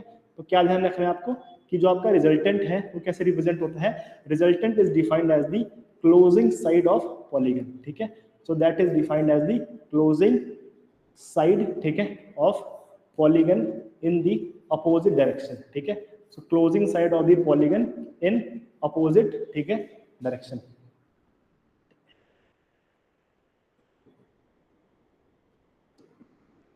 ठीक है यार, तो बस आपको ये 2 बातें ध्यान रखनी है, ठीक है। इसकी स्टेटमेंट मैं अभी आपको लिखवा देता हूँ, ठीक है। So these 2 things that you have to know, ठीक है, कि यार मेरे पास 2 से अधिक फोर्स लगेगी और जो इस पॉलीगन का जो रिजल्टेंट होगा वो किसे रिप्रेजेंट करेगा, that will be represented by the closing side of that particular polygon, ठीक है। तो इस पॉलीगन का जो क्लोजिंग साइड होगा वो क्या रिप्रेजेंट करेगा, आपको उसका रिजल्टेंट निकालेगा, ठीक है। अब आप पूछोगे अरे क्या हो रहा है सर, ये क्यों हो रहा है सर, ये किस लिए हो रहा है सर, इसके बारे में अभी बताऊंगा बस, लेकिन एक बार ये ध्यान दे दो, ठीक है, कि that is defined as polygons law. अब इसका मैं एक बार बस स्टेटमेंट दिखा देता हूं आपको, ठीक है, ताकि आप देख सको कि यार मुझे लिखना क्या है ना। तो यार दिस इज द स्टेटमेंट, अरे यार इसको छुपा देते हैं जरा हल्का सा, ठीक है। कह रहा है if any number of coplanar forces, that is coplanar भी हो और कॉन्करेंट भी हो, मतलब वो सारी की सारी फोर्सेस एक पॉइंट पे मीट भी करे, ठीक है, then represented by the polygon sides, then the resultant will be represented by the closing side of that polygon taken in the opposite या फिर reverse direction, ठीक है, इसे हम कहते हैं पॉलीगन्स लॉ। तो यार जो मैंने आपको अभी बताया इसका बस आप स्टेटमेंट ध्यान रखो, इसको हम सॉल्व कैसे करेंगे वो हम देखते हैं, ठीक है। So if you are interested to take the screenshot of this particular statement you can take, ठीक है। उसके बाद हमें करना क्या है वो हम देखते हैं, ठीक है। So that is the particular thing जो आपको पता करनी है, ठीक है। तो मेरे पास 2 से अधिक फोर्स लगेगी और जो रिजल्टेंट होगा वो रिप्रेजेंट होगा closing side of that particular polygon, ठीक है। ये आपको ध्यान रखना है। चलो शाबाश यार, ये आप लोगों ने लिख लिया होगा। अब यार हम बात करते हैं कि अब ये क्या हो रहा है सर, इसे करते कैसे हैं, ठीक है। तो ध्यान दो यार, ठीक है, जब हम छोटे से विद्यार्थी थे, है ना, जब मेरी क्लास फर्स्ट हुई थी तो क्लास फर्स्ट में सर ने एक सवाल दिया था। आप बोलोगे हाँ सर बिल्कुल दिया था, मुझे याद है वो क्वेश्चन, अगर आप बोलोगे तो मैं उसका आंसर निकाल दूंगा आज भी, ठीक है। तो आप बोलोगे कैसे निकालोगे, है ना। अब देखते हैं कि how we are going to solve the polygons law. यार ये तो स्टेटमेंट थी, अब स्टेटमेंट में मेरे पास हमें 4 फोर्स तो होगी नहीं, ठीक है, मेरे पास हो सकता है 3 फोर्स हो, मेरे पास 5 फोर्स हो, मेरे पास 8 फोर्स हो। So how we are going to calculate the resultant value with the help of polygons law. So these are the important steps. इस स्टेप से आप सारे के सारे न्यूमेरिकल को सॉल्व कर सकते हो। तो ये अगले 5 मिनट दोस्तों बहुत इंपॉर्टेंट है। सो काइंडली पे अटेंशन, बस मैं आपको 5 मिनट लूंगा दोस्तों, ठीक है। 5 मिनट में आप पॉलीगन्स लॉ के सारे सवाल, सारे क्वेश्चन सॉल्व कर लोगे। और पॉलीगन्स लॉ के क्वेश्चन आते हैं, या तो आपके पास 2 फोर्स होगी, या तो आपके पास 3 फोर्स, 4 फोर्स, 5 फोर्स होगी, ठीक है। तो अगर आपके पास 2 फोर्स है, go with the parallelogram law. लेकिन अगर फोर्सेस 2 से अधिक है, then we are going towards polygons law. जो क्या कहते हैं दोस्तों, देखो दोस्तों, जब क्लास 1 ले रहे थे, ठीक है, तो मैंने कहा था यार मेरे पास एक ऐसी बॉडी है, इस बॉडी पे 3 फोर्स लग रही है। कौन कौन सी, दैट इज 10 न्यूटन, ठीक है, दैट इज 20 न्यूटन, ठीक है, और दैट इज 30 न्यूटन, ठीक है। So we are having 3 forces, 10 newton, 20 newton, 30 newton, ठीक है, जो हमने देखा भी था एक क्लास में, ठीक है। और एक एंगल से सेपरेटेड थे, ठीक है। ये था मेरे पास 30 डिग्री, ठीक है, ये था मेरे पास 60 डिग्री, ठीक है, और ये 90 डिग्री सेपरेटेड था, ठीक है। तो इसका दोस्तों आपने रिजल्टेंट निकाल दिया, है ना। So we have calculate, suppose ये मेरे पास क्वेश्चन है and we have to calculate the resultant, we have to calculate the resultant of this system. So how we are going to proceed, ठीक है। सो फर्स्ट थिंग जो आपको क्या है पता होनी चाहिए, पहला क्या सर इसमें कितनी फोर्स लग रही है, we are having more than 2 forces, ठीक है। So whenever you know we have forces more than 2 forces acting on the body, ठीक है। So whenever more than 2 forces are acting on the body, we are going to calculate the resultant using Polygon's law, ठीक है। तो मैं resultant कैसे निकालूंगा दोस्तों, resultant is calculated by polygons law, ठीक है। So resultant is calculated by polygons law, ठीक है। रिजल्टेंट किससे निकलेगा दोस्तों, रिजल्टेंट निकलेगा पॉलीगन्स लॉ से, ठीक है। अब सर यहाँ मैं कहाँ बनाता हूँ पॉलीगन्स लॉ, तो मेरे बस की नहीं है, ठीक है। वैसे ही मेरी गणित खराब है, मेरे को समझ में नहीं आता ट्रायंगल क्या, पॉलीगन्स क्या, पॉलीपैराग्राम क्या, ये क्या करा रहे हो आप, ठीक है। तो एक बड़े भाई साहब है, ठीक है, वो आए, उन्होंने कहा कि यार डिप्लोमा के विद्यार्थी हैं, इतना कुछ कर नहीं पाएंगे, है ना, इतना मतलब इतना एंगेज नहीं हो पाएंगे, तो एक आसान तरीका बता दो, ठीक है। तो उन्होंने कहा कि चलो मैं एक आसान तरीका बता देता हूँ, ठीक है, मैं एक स्टेप लिख देता हूँ, ठीक है, अगर आप इन स्टेप को फॉलो करोगे so you are going to solve this particular question and you can get the result. उन्होंने कहा क्या होगा बताओ जरा, बताओ, आप बहुत अपना ज्ञानी समझ रहे हो। उन्होंने कहा कि इन सभी फोर्सेस को दो फोर्सेस में ब्रेक कर दो, मतलब इन सभी फोर्सेस को दो इक्विवेलेंट फोर्सेस में निकाल दो, ठीक है, बहुत बढ़िया। तो उसने कहा स्टेप्स टू फॉलो, ठीक है, तो पहला स्टेप क्या है यार, ठीक है, उसने कहा यार सभी फोर्सेस को दो पार्ट में रिजॉल्व कर दो, रिजॉल्व, ठीक है, ऑल दी फोर्सेस, ठीक है। अब सभी फोर्सेस को मैं कैसे रिजॉल्व करूंगा, मैं इसको दो पार्ट में ब्रेक करूंगा, that is summation of F of X and summation of F of Y, ठीक है। सो फर्स्ट थिंग जो आपको पता होना चाहिए, उसने कहा कि आप सभी फोर्सेस को दो पार्ट में ब्रेक कर दो। पहला part, all the forces are represented as summation of fx. second thing is that all the forces are represented as summation of fy. अरे सर ये तो हम करते थे, अरे अरे अरे अरे तो याद आ गया, हमें याद आ गया, ठीक है, बहुत बढ़िया। तो इसने कहा कि सभी फोर्सेस को आप दो पार्ट में ब्रेक कर दो, that is the polygons law will be calculated by resolving the forces into two parts, that is summation of fx, बहुत बढ़िया दोस्तों, एंड समेशन ऑफ fy, बहुत बढ़िया दोस्तों, ठीक है। So we have calculated the forces in the dimension in the direction of fx and fy, ठीक है। तो पहला क्या बोला उसने यार कि जितने आपके पास दो फोर्स हो, तीन फोर्स हो, चार फोर्स हो, पांच फोर्स हो, छह फोर्स हो, उन सभी को दो फोर्स में ब्रेक कर दो, ठीक है, मतलब उन सभी को दो फोर्स में ब्रेक कर दो, रिजॉल्व कर दो, that is in terms of fx and fy। बहुत बढ़िया यार, ठीक है यार, शाबाश, ये तो बढ़िया है, तो बड़ी चीज है, ये तो मेरे को आता है, ये तो मैंने कर रखा है, ठीक है। अब वो कहा उसने यार कि रिजल्टेंट इज कैलकुलेटेड, ठीक है। अब देखो यार, ये मेरे पास एक फोर्स है fx, ये मेरे पास दूसरी फोर्स है fy, दोनों के बीच एंगल कितना है 90 डिग्री। अरे अरे अरे ये तो सर केस 2 बन गया parallelogram law when we are having two forces, ठीक है, and they are 90 degree apart, then the resultant is represented as, वो कहते थे आप कि रिजल्टेंट किससे रिप्रेजेंट होगा, resultant is represented as summation of fx का होल स्क्वायर प्लस में समेशन ऑफ fy का होल स्क्वायर। अरे सर ये तो आप मतलब ये तो ये भी कहने वाली बात थी, ये तो मेरे को पता ही था यार, ठीक है। अगर मैं किसी भी मल्टीपल फोर्स को दो फोर्स से ब्रेक करूंगा, उसका रिजल्टेंट कैसे रिप्रेजेंट होगा, resultant is represented as summation of fx का square plus summation of y का स्क्वायर। ये तो मुझे पता है, ये तो मैं बचपन से सीखता हुआ आ रहा हूं, बहुत बढ़िया। अब कोई बोले यार ठीक है, if you have calculated the value of resultant, यहां से क्या आ गया आपका, resultant is represented by this, ठीक है, बहुत बढ़िया। सो दैट इज द रिजल्टेंट, ठीक है। अभी सब कुछ सेम है जो केस नंबर 2 था पैरेललोग्राम लॉ का, कि आपने सभी फोर्सेस को दो फोर्स से ब्रेक कर दिया है, that is two forces acting on the body and these two forces are acting with an angle of 90 degree. अरे सर ये तो बहुत आसान सा सवाल हो गया, ठीक है। अब मुझे क्या करना पड़ेगा,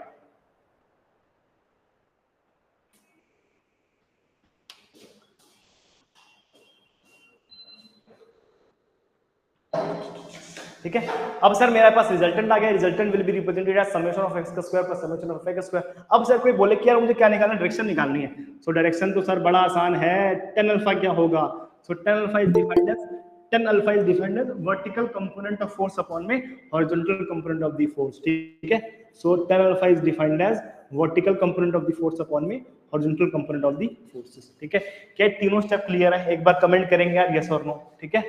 if all these steps are clear, ठीक है, प्लीज यार कमेंट करना यार यस और नो, ठीक है। थम्स अप से काम नहीं चल रहा मुझे लगता है, तो एक बार लिख दो यार यस और नो, ठीक है।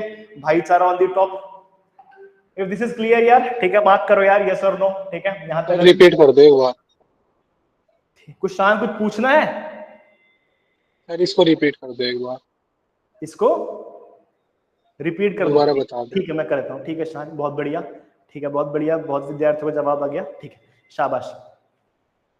देखो पॉलीगन्स लॉ की स्टेटमेंट है, लेकिन पॉलीगन्स लॉ की स्टेटमेंट पेपर में कम आती है। पॉलीगन्स लॉ की वजह से ना नंबर ऑफ क्वेश्चन आपके पेपर में फ्रेम होते हैं, ठीक है। देखो जब तक आपके पास दो फोर्सेस थी, आपके मन में सवाल आ रहा होगा यार कि सर अभी तक तो दो फोर्सेस हैं, मैं पैरेललोग्राम लॉ ट्रायंगल से कर पा रहा हूँ, अगर मेरी पेपर में तीन फोर्स आ जाए तो मैं कैसे करूंगा। So when we having a forces more than 2, जब मेरे पास दो से अधिक फोर्स है तो मैं क्या करता हूँ दोस्तों, जब भी मेरे पास दो से अधिक फोर्स है मैं रिजल्टेंट निकालता हूँ with the help of polygons law, ठीक है। तो मैं उसका रिजल्टेंट किसकी मदद से निकालता हूँ, पॉलीगन्स लॉ की हेल्प से उसका रिजल्टेंट निकालता हूँ, जो कहता है कि यार आपका रिजल्टेंट कैसे निकलेगा। आप ये तीन स्टेप फॉलो करो, आपका रिजल्टेंट आ जाएगा। कैसे, सबसे पहले यार आपके पास जितनी फोर्स है, 3 है, 4 है, 5 है, 6 है, 7 है, 8 है, 9 है, 10 है, आप सभी फोर्सेस को दो पार्ट में ब्रेक कर दो, मतलब आप सभी फोर्सेस का एफ ऑफ एक्स और एफ ऑफ वाई निकाल दो, ठीक है। तो यार इस सेम शेप का मैंने क्लास नंबर 1 में समेशन ऑफ एफ एक्स निकलवाया, समेशन ऑफ एफ वाई निकलवाया, मतलब इस फोर्स को मैंने एक्स के लॉन्ग ब्रेक कर दिया, इस फोर्स को मैंने एक्स के लॉन्ग ब्रेक कर दिया, फिर मैंने इन दोनों का समेशन निकाल दिया, ठीक है। आई गॉट इट, ठीक है। कि यार इसको अगर मैं ब्रेक करूं तो क्या आएगा 10 times of cos times of 30, इसको ब्रेक करूं तो क्या आएगा 20 times of cos times of 60। अब ये क्या है, नेगेटिव साइड और ये पॉजिटिव साइड है, ठीक है। तो मैंने इसका निकाल दिया समेशन। सेम मैंने इसे क्या निकाल दिया, vertical component of the force निकाल दिया। If this is the force, इसका कंपोनेंट क्या आएगा 10 times of sin times of 30 और 20 times of sin times of 60, और ये बस 30 न्यूटन का फोर्स है, तो मेरे पास क्या आ गया समेशन ऑफ एफ वाई। तो मैंने इन तीन फोर्सेस को दो फोर्स से ब्रेक कर दिया। क्या निकाल दिया मैंने, इन सभी फोर्सेस को रिजॉल्व कर दिया बेसिकली, किस पार्ट्स में, दो पार्ट्स में, summation of F X and summation of F Y. क्या मेरी बात क्लियर है? आप बोलोगे हाँ सर बिल्कुल चकाचक फर्स्ट क्लास है। तो ये मेरे पास दो फोर्स है, अगर यार मेरे पास दो फोर्स हो गई और दोनों 90 डिग्री अपार्ट है तो रिजल्टेंट कैसे निकलेंगे, बस उसका डायगोनल खींच दो। तो मैंने क्या खींच दिया, उसका डायगोनल, ठीक है। So that diagonal is representing the resultant, ठीक है। जो हमने पढ़ा भी था कि मेरे पास दो फोर्सेस हो और जो 90 डिग्री अपार्ट हो, तो that is the case to parallelogram law, ठीक है।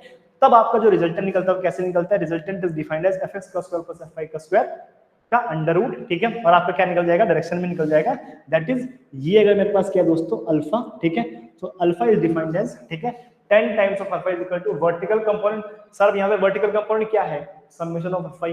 हॉरिजॉन्टल कंपोनेंट क्या है, समेशन ऑफ एक्स, ठीक है। So that is the vertical and the horizontal component of the forces, that's how you are able to proceed, ठीक है यार। तो यार एक छोटा सा क्वेश्चन ले लेता हूँ, ठीक है, फिर हम इसे करते हैं, है ना, क्योंकि अब मुझे लग रहा है कि आप लोग क्वेश्चन करने की जरूरत है, आप लोग भूले भूले से लग रहे हो थोड़ा, ठीक है। तो एक बार देख लेते हैं यार दोस्त, घबराने वाली बात नहीं है बिल्कुल भी, ठीक है।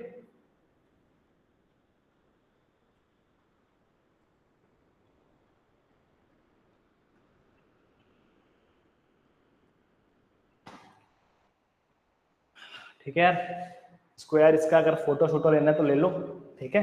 फिर एक क्वेश्चन की तरफ बढ़ते हैं हम।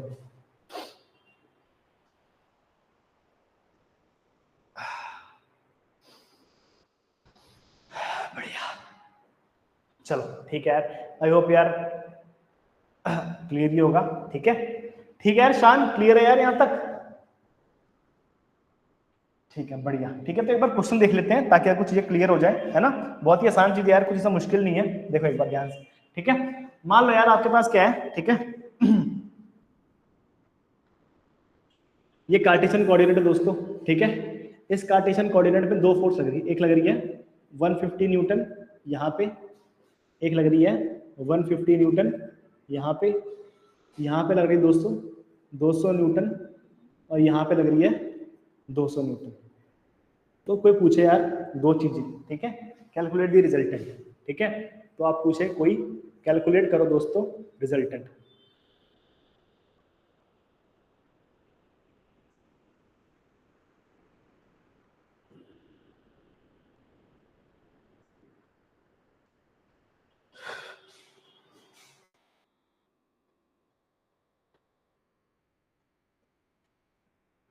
ठीक है। तो पहला स्टेप क्या होगा यार, ठीक है, आप बोलोगे सर आप क्या करो सर, सभी फोर्सेस को दो पार्ट से ब्रेक कर दो, ठीक है। सो फर्स्ट स्टेप जो आपको बोला था यार कि पहला स्टेप क्या करो, कि आप सर दो फर्स्ट क्या करो सर कि आप इन फोर्सेस को रिजॉल्व कर दो दो पार्ट्स में, ठीक है। तो आप बोलोगे ठीक है यार मैं करता हूँ इस फोर्स को रिजॉल्व करता हूँ दो पार्ट्स में, ठीक है।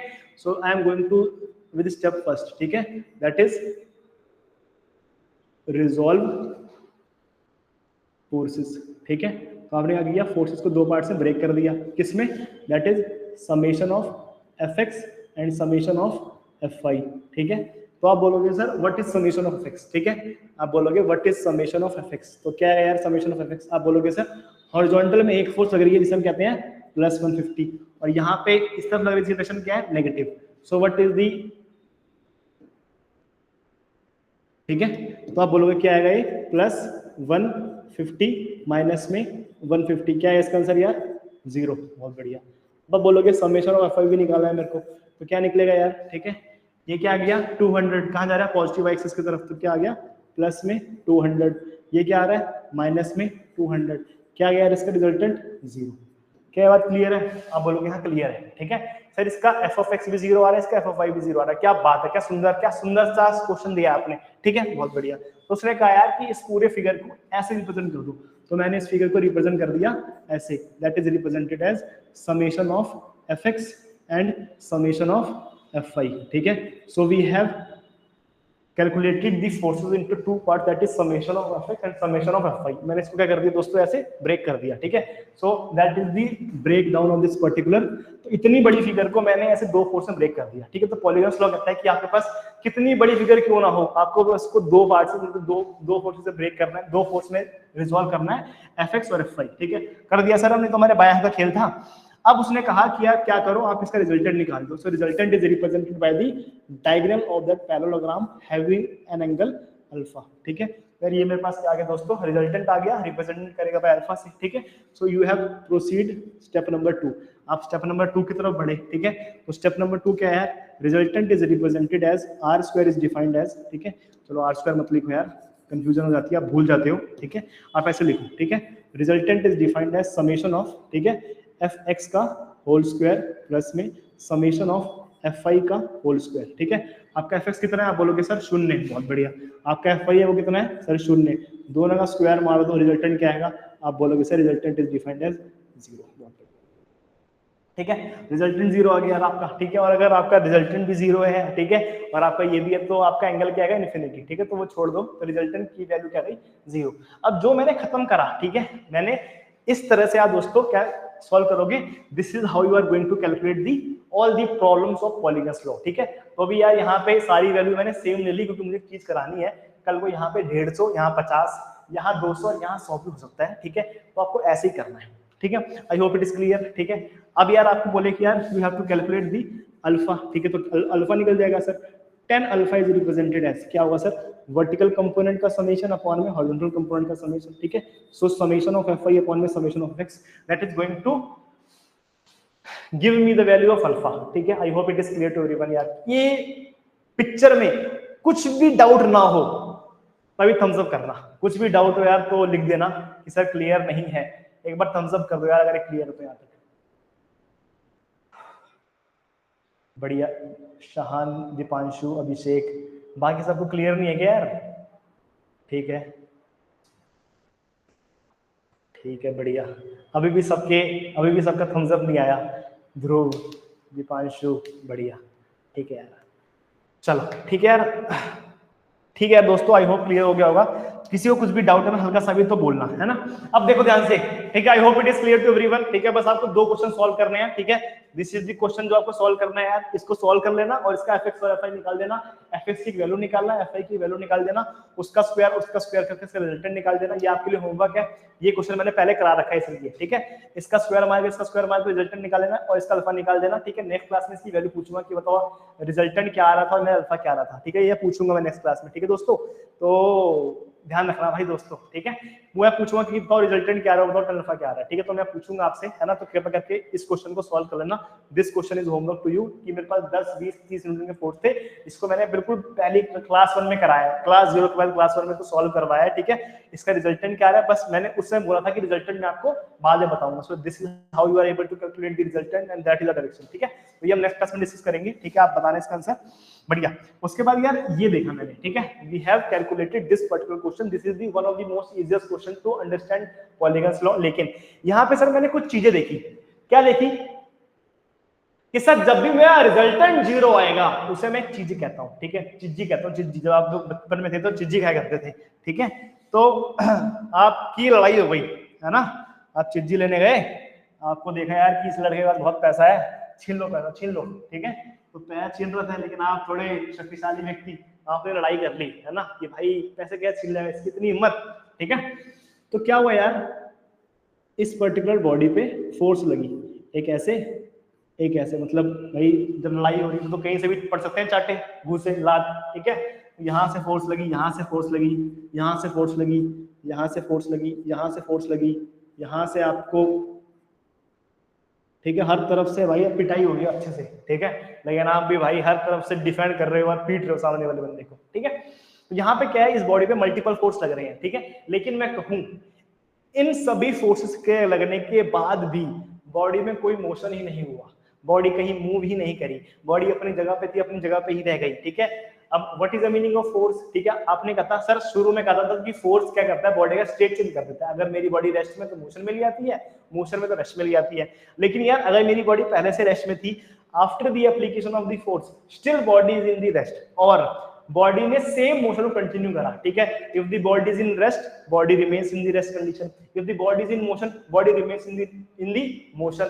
इस तरीके को हम क्या कहते हैं, इस तरह की कंडीशन को हम क्या कहते हैं, that is defined as equilibrium condition. एक बार बोलो दोस्तों मेरे साथ, ठीक है, that is defined as equilibrium condition. What is the meaning of the equilibrium condition, it states that, ठीक है, ये कहता है, ठीक है, if the number of forces acting on the body, अगर आपकी बॉडी पे नंबर ऑफ फोर्स लगे but the resultant force acting on the body is zero, और the net force acting on the body is zero, that is defined as equilibrium condition.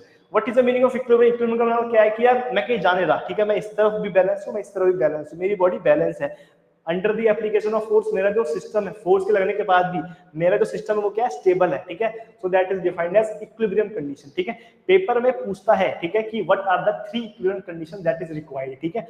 एक तो statement है कि यार अगर मेरी बॉडी पे नेट फोर्स जीरो होगा तो मेरी बॉडी किसमें होगी, इक्विलिब्रियम में होगी, या फिर मेरी बॉडी का रिजल्टेंट फोर्स जीरो होगा तो आप बोलोगे कि यार इस बॉडी क्या होगी, इक्विलिब्रियम में होगी। आप बोलोगे सर मेरी बॉडी सेम ही स्टेट में है तो आप बोलोगे सर मेरी बॉडी इक्विलिब्रियम में है। But what are the 3 important conditions जो पेपर में आते हैं, पेपर में कहते हैं कि what are the equilibrium conditions mark, ठीक है। तो जिस भी ऑप्शन में आपको 3 कंडीशन दिख जाए उसको मार्क कर देना, ठीक है। तो बहुत सारे विद्यार्थी को पता होगा, ठीक है, तो एक बार लिख लो यार, ठीक है, व्हाट इज इक्विलिब्रियम, ठीक है। So you can write that equilibrium, मैं छोटा छोटा लिख रहा हूं यहाँ पे, ठीक है। It states that, ठीक है, लिख लो यार, ठीक है। It states that if number of forces are acting on the body, it states that if the number of forces are acting on the body, it states that if number of forces are acting on the body, it states that if number of forces are acting on the body, it states that if number of forces are acting on the body, but the net force acting on the body, is zero, but the net force acting on the body is zero, but the net force acting on the body is zero, but the net force acting on the body is zero, but the net force acting on the body is zero, ठीक है। ये कह रहा है यार कि अगर आपकी बॉडी पे नंबर ऑफ फोर्स लगे लेकिन तब भी आपका जो नेट फोर्स है, जो रिजल्टेंट फोर्स है, वो जीरो है, that is defined as equilibrium, ठीक है। अब इस इक्विलिब्रियम करने के लिए क्या होता है, हमें कुछ चीजें पता होनी चाहिए, ठीक है, कि what are the things that you should know, ठीक है। So what is the equilibrium, आपकी जो नेट फोर्स है दोस्तों वो क्या है, the net force is equal to में जीरो, जो नेट फोर्स होती है वो क्या होती है, जीरो होती है, ठीक है। So if the net force equal to में zero, you can say that the body is in equilibrium, ठीक है। Now important thing is that what are the equilibrium condition, ठीक है। इक्विलिब्रियम कंडीशन क्या क्या हो सकती है, ठीक है। So what are the equilibrium condition, जो आपको ध्यान रखनी है दोस्तों, ठीक है, क्या क्या होती है आपकी दोस्तों इक्विलिब्रियम कंडीशन, ध्यान दो, ठीक है। पहला, ठीक है, आप बोलो सर रिजल्टेंट तो जीरो है ही, लेकिन अगर मैं कहूं कि सर समेशन ऑफ एफएक्स भी जीरो है तो आप बोलोगे sir if all your horizontal component of the forces is zero, जो पिछले केस में था, बहुत बढ़िया। आप बोलोगे sir summation of all the forces acting along Y X is also zero, sir ये भी था, बहुत बढ़िया, ठीक है। आप एक चीज बोलना, ठीक है, दैट इज थर्ड पॉइंट, ठीक है, if the,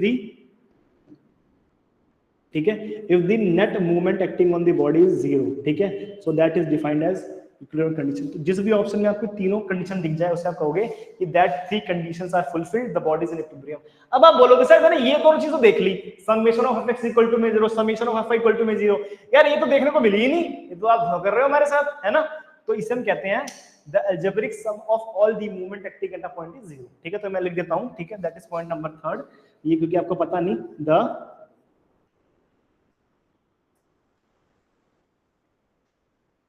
algebraic sum of all the movements, ठीक है, acting at a point is, ठीक है। सो अगर आपको मैं कहता हूं कि the sum, the algebraic sum, इसका मतलब क्या होता है, the algebraic sum of all the movement movement हमें एक पॉइंट पे लगता है, that is defined as movement. Movement क्या होता है, मूवमेंट के टाइप्स क्या होते हैं, मूवमेंट की यूनिट क्या होती है, उसको मैं नेक्स्ट क्लास में डिस्कस करूंगा। Next chapter is specially dedicated to this thing that is defined as movement. What is movement, ठीक है, the tendency of the force to rotate the body is defined as movement, ठीक है, किसी body में force लगा और body rotate कर जाए उसे हम कहते हैं movement. That is the simple definition जो आपके पेपर में पूछा गया था मूवमेंट की, what is the definition of the movement, ठीक है, सिंपल से पूछा गया था आपके पेपर में कि बताओ मूवमेंट का डेफिनेशन क्या होता है, ठीक है। सो ये हम नेक्स्ट क्लास में डिस्कस करेंगे। बट अगर आपको ये दो चीजें तो मिल रही है, लेकिन आपको ये चीजें मिल जाए, that is the algebraic sum of all the movement acting at a point is 0, then you can see that the system, then you can see that the body is in equilibrium। अगर ये तीनों condition fulfil हो जाए तो आप कहना कि sir body किसमें इक्विलिब्रियम कंडीशन में है, आप कहना कि सर बॉडी किसमें इक्विलिब्रियम कंडीशन में है, ठीक है। तो पेपर में एक ऑप्शन होगा इसमें ये भी 0, ये भी 0 और ये भी 0 होगा, ठीक है। Mark that is the correct answer, ठीक है। अब आप बोलोगे सर ये तो क्या बात कर रहे हो आप, पिछले वाले क्वेश्चन में तो रिजल्टेंट की वैल्यू 0 आ रही थी, एफएक्स की वैल्यू भी 0 आ रही थी, एफआई की वैल्यू भी 0 आ रही थी, क्या मेरी बॉडी इक्विलिब्रियम में थी कि नहीं थी? आपकी बॉडी तब भी इक्विलिब्रियम में ही थी, ठीक है। तो आप बोलोगे सर ये आपने एक्स्ट्रा क्यों लिखा, ठीक है, that is the additional condition you have to fulfill, ठीक है। ये एक एडिशनल कंडीशन होती है कि आपकी बॉडी अब रोटेट भी नहीं कर रही, ठीक है, फोर्स की वजह से, है ना। एक तो होता है मूवमेंट और एक होता है रोटेशन, ठीक है। अब आपकी बॉडी ना मूव कर रही है ना रोटेट कर रही है, बॉडी अपनी जगह पे ही है, उसे हम कहते हैं इक्विलिब्रियम फोर्स, ठीक है। तो आप बोलोगे सर क्या पिछले वाले क्वेश्चन में तो रिजल्टेंट की वैल्यू 0 थी, क्या मेरी बॉडी इक्विलिब्रियम में थी या नहीं थी? हाँ, तब भी आपकी बॉडी इक्विलिब्रियम में थी। ये मैंने एक एडिशनल चेक इंप्लीमेंट किया, एक एडिशनल कंडीशन है जो फुलफिल करना पड़ता है कि आपकी बॉडी रोटेट भी नहीं कर रही, ठीक है, आपकी बॉडी पे मूवमेंट भी क्या है, 0 है, ठीक है। तो क्या ध्यान रखना है आपको, इक्विलिब्रियम की डेफिनेशन ध्यान रखनी है। क्या ध्यान रखना है आपको, what are the 3 equilibrium condition that is required, ठीक है। ये तीनों कंडीशन जहां भी दिख जाए mark it the equilibrium condition, वो आपका सही है, ठीक है, बढ़िया यार। इफ इट इज क्लियर यार मार्क कर दो यार एक बार, ठीक है, चल जाए आगे, बढ़ जाए, थम्स अप कर दो यार, बढ़िया, शाबाश, बढ़ जाओ यार एक बार, बढ़ जाए, कर दो यार एक बार। शान भाई कह रहे हैं बढ़ जाओ आगे, बाकी सब सुस्त हैं अभी, बाकी सब कह रहे सर समझ तो हमें आने ला, ठीक है, ठीक है, पता नहीं क्या कह रहे हो आप, 0 कर रहे हो, फिर पता नहीं कुछ कर रहे हो, हमें समझ में नहीं आ रहा, ठीक है। दोस्तों अगर आप प्रीवियस पेपर का फॉलो करोगे ना पैटर्न, पेपर में सिंपल सा क्वेश्चन आता है कि what are the equilibrium conditions, 4 option होते हैं आपके, ऑप्शन नंबर सी या बी में होता है fx0 fy0 movement point is equal to में 0, ठीक है। तो कुछ क्वेश्चन है जो यहाँ से फ्रेम होते हैं, है ना, तो मैं मार्क कर देता हूँ यार, ठीक है। इस क्वेश्चन को पूछा गया आपका, ठीक है, PYQ में, ठीक है, तो आप इस पे लाल फूल पीला फूल चढ़ा लो, ठीक है, लिख लो यार PYQ ट्रेंड में फॉलो हो रहा है यार, ठीक है। So that this question has been asked in your previous year question many times, ठीक है। सो कृपया करके यार इस क्वेश्चन को ध्यान से रखना, ठीक है। नेक्स्ट है बहुत इंपॉर्टेंट है, बहुत इंपॉर्टेंट, ठीक है, मतलब after understanding this topic you have to consider this theorem, that is the one of the most important theorem of this particular chapter, ठीक है। वो क्या है सर, ठीक है, इसका नाम है दोस्तों, ठीक है, एक भाई साहब आए हमारे पास, ठीक है, मिलने आए, उन्होंने कहा सर आपने बहुत पढ़ा दिया, ठीक है, लेकिन इतना पढ़ने के बाद मैं एक चीज बताना चाहता हूँ आपको। हमने कहा बताइए यार, ठीक है, क्या बताना चाहते हो आप? तो आपने कहा कि सर आपने एक चीज छोड़ दी, ठीक है। हमने कहा क्या बताओ, क्या छूट गया? पढ़ाना। तो उसने कहा कि यार एक थ्योरम छूट गया जो मैं पूछूंगा पेपर में, ठीक है। उसने कहा अच्छा आप पूछोगे तो हम पढ़ा देंगे, ठीक है। उन्होंने कहा यार मेरे पास एक थ्योरम है जो हम कहते हैं लैमिस थ्योरम, ठीक है, ठीक है। तो मेरे पास एक थ्योरम है जिसका नाम होता है लैमिस थ्योरम, ठीक है। अब यार लैमिस थ्योरम कहती क्या है, इसमें कवि जो है वो क्या कहना चाह रहे हैं, वो भाई साहब आए और मुझे कुछ बता के चले गए। मैंने कहा ठीक है यार इसको समझा देंगे, है ना। ये बहुत ही आसान है, बहुत आसान, बहुत आसान, बहुत आसान, बहुत आसान है, ठीक है। कोई भी चीज करना हो तो वो बहुत आसान है, ठीक है। तो उसने कहा कि ठीक है इसको समझाना है, समझाते हैं, ठीक है, बहुत बढ़िया। समझाए कैसे यार, ठीक है। तो एक छोटा सा फिगर आप लोगों के लिए, ठीक है यार,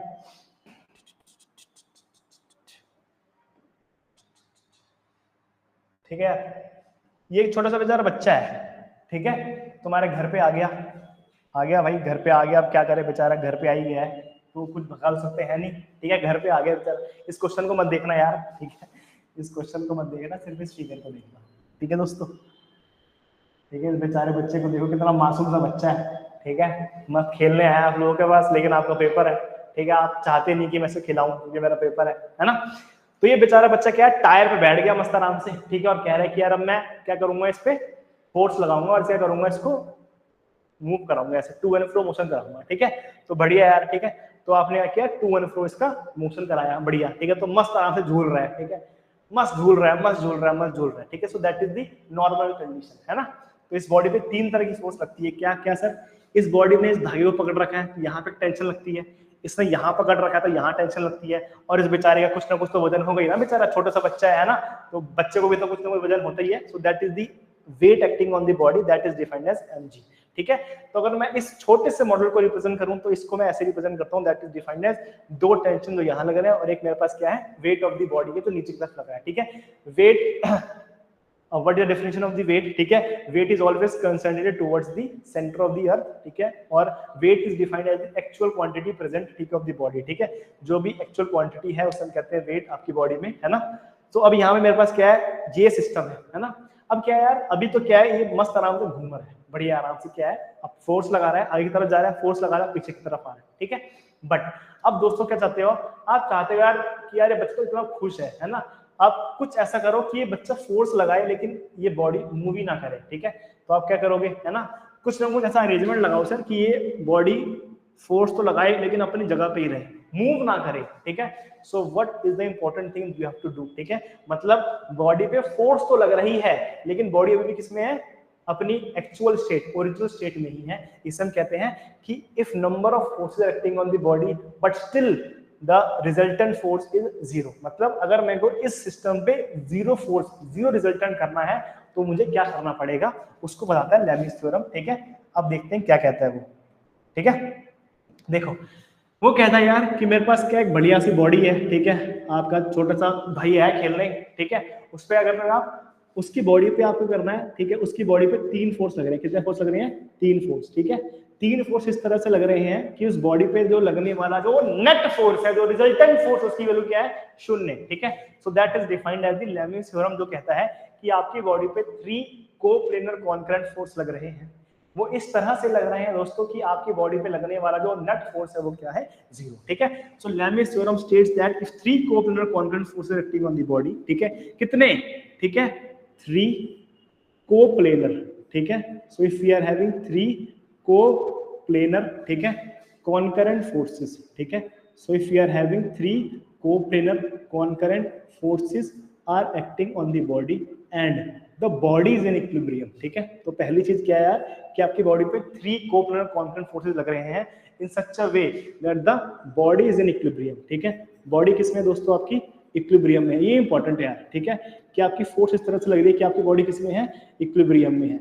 और इक्विलिब्रियम पे मैं भाषण दे चुका हूँ अभी बढ़िया सा, ठीक है, कि what is equilibrium, equilibrium is the term in which the net force acting on the body is 0, that is defined as equilibrium, उसे कहते हैं दोस्तों हम इक्विलिब्रियम, ठीक है। तो आपकी बॉडी पे 3 फोर्स लगे लेकिन दोस्तों आपकी बॉडी अभी भी किसमें है, इक्विलिब्रियम कंडीशन पे है, ठीक है।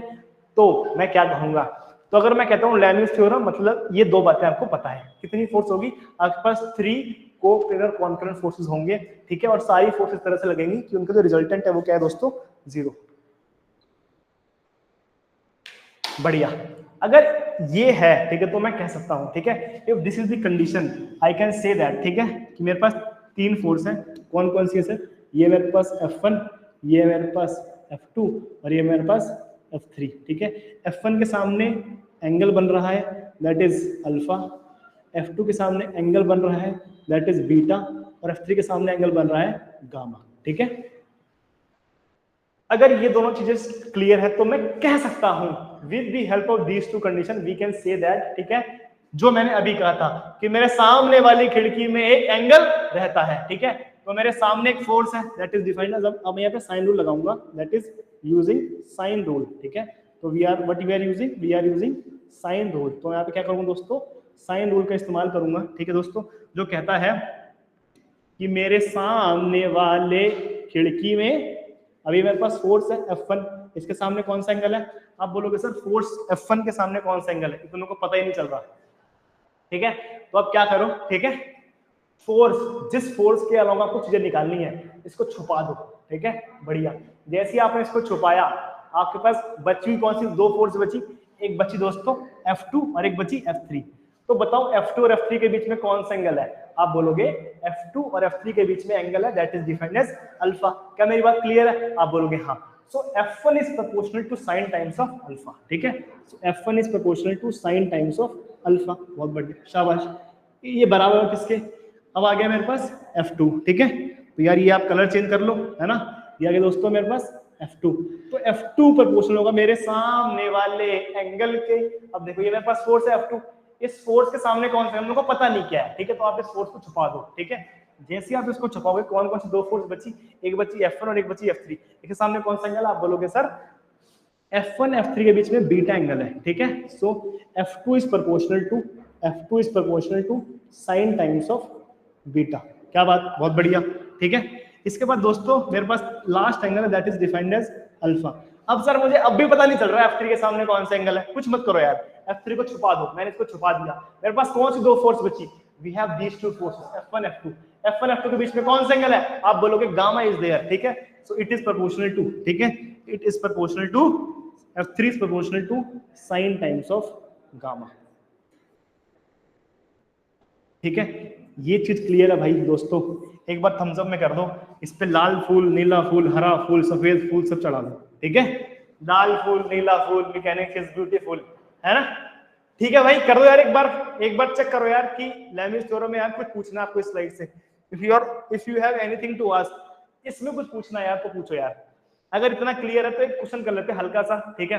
वो क्वेश्चन करने के बाद चीजें क्लियर हो जाएगी आपको बहुत ज्यादा, ठीक है। क्या हम क्वेश्चन की तरफ बढ़े, आप बोल सकते हो वहां से कर सकते हैं क्वेश्चन, ठीक है, बढ़िया। देखो शाबाश यार, ठीक है। तो यार ये मेरे पास चीजें थी जिसको हमने डिस्कस किया, ठीक है। यार ये मेरे पास तीन फोर्सेस हैं, बॉडी किसमें इक्विलिब्रियम में है, तो स्टेटमेंट है if the three coplanar concurrent forces, कितनी forces, three coplanar concurrent forces acting on the body, जो बॉडी को किसमें रख दे, बॉडी को इक्विलिब्रियम में रख दे, ठीक है, बॉडी इज इन इक्विलिब्रियम, किसमें है बॉडी, इक्विलिब्रियम में, then each force is proportional to sine of the angle between the two forces, ठीक है। तो आपका हर जो फोर्स है वो किसके प्रोपोर्शनल होगा, is proportional to sine times of angle between the two forces, ठीक है। तो ये स्टेटमेंट है लैमिस थ्योरम की, I hope it is clear. चलो let's proceed to this question, ठीक है, बढ़िया। Now if this is the question, ठीक है, ये क्वेश्चन है, पूछा गया है पेपर में आप लोगों के, ठीक है। इस क्वेश्चन ने बोल दिया कि बॉडी इज इन इक्विलिब्रियम, ठीक है, तो पेपर में ऐसे नहीं बोलेगा solve this question with Lami's theorem, नहीं, बोलेगा कि बॉडी आपकी इक्विलिब्रियम में है, ठीक है, या फिर आपको ऐसी शेप दे देगा और कहेगा कि बताओ T1 T2 का रेशियो, T1 T2 की वैल्यू बताओ, तो कैसे करेंगे, ठीक है। तो आप बोलोगे अरे अरे अरे अरे अरे अरे अरे तो बहुत आसान सवाल है, ठीक है। तो यार कह रहा है कि यार मेरे पास क्या है, a man is having 80 kg, एक मैन है जो 80 kg का है, तगड़ा बंदा है, ठीक है, is supported by two cables, ये दो केबल सपोर्ट ले रहा है, सपोर्ट एक केबल और दो केबल, ठीक है।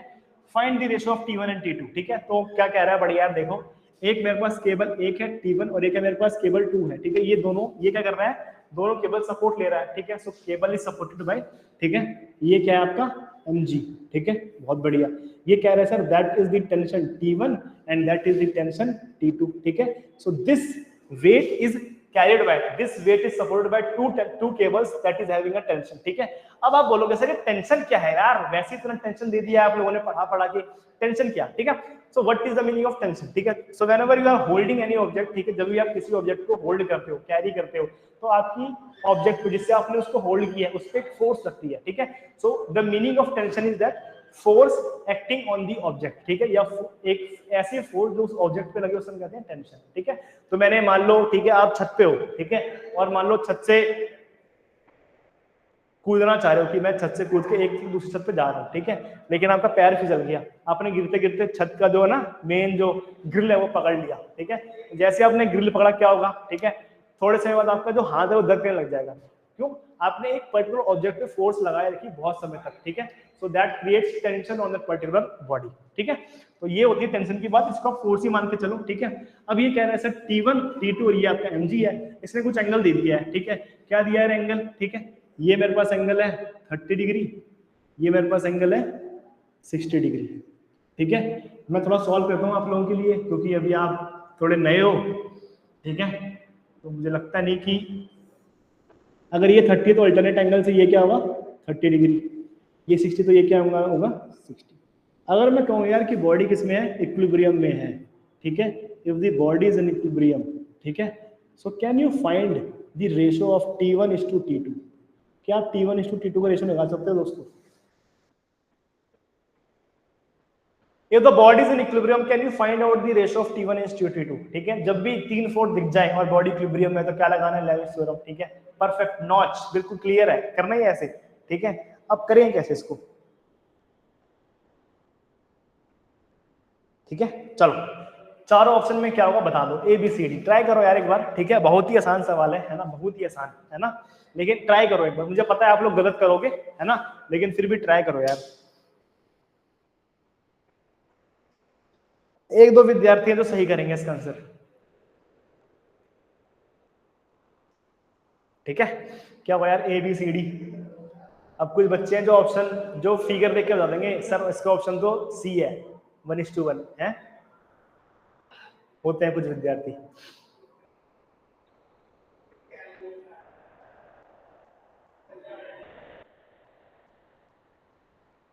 ठीक, बढ़िया, बहुत बढ़िया। श्रेयान कह रहा है ऑप्शन 1, बहुत बढ़िया श्रेयान, शाबाश। अमन कह रहा है ऑप्शन डी, बहुत बढ़िया यार अमन, ठीक है। So we have 2 options, option 1 and option 2। What about others?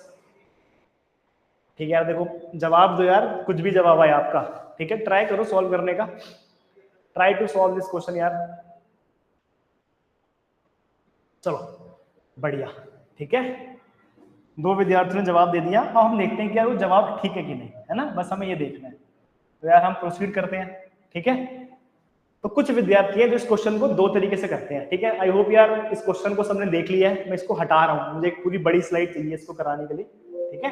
तो I am keeping this image and I am shifting to the favourite one, ये फेवरेट स्लाइड है हमारी, ठीक है।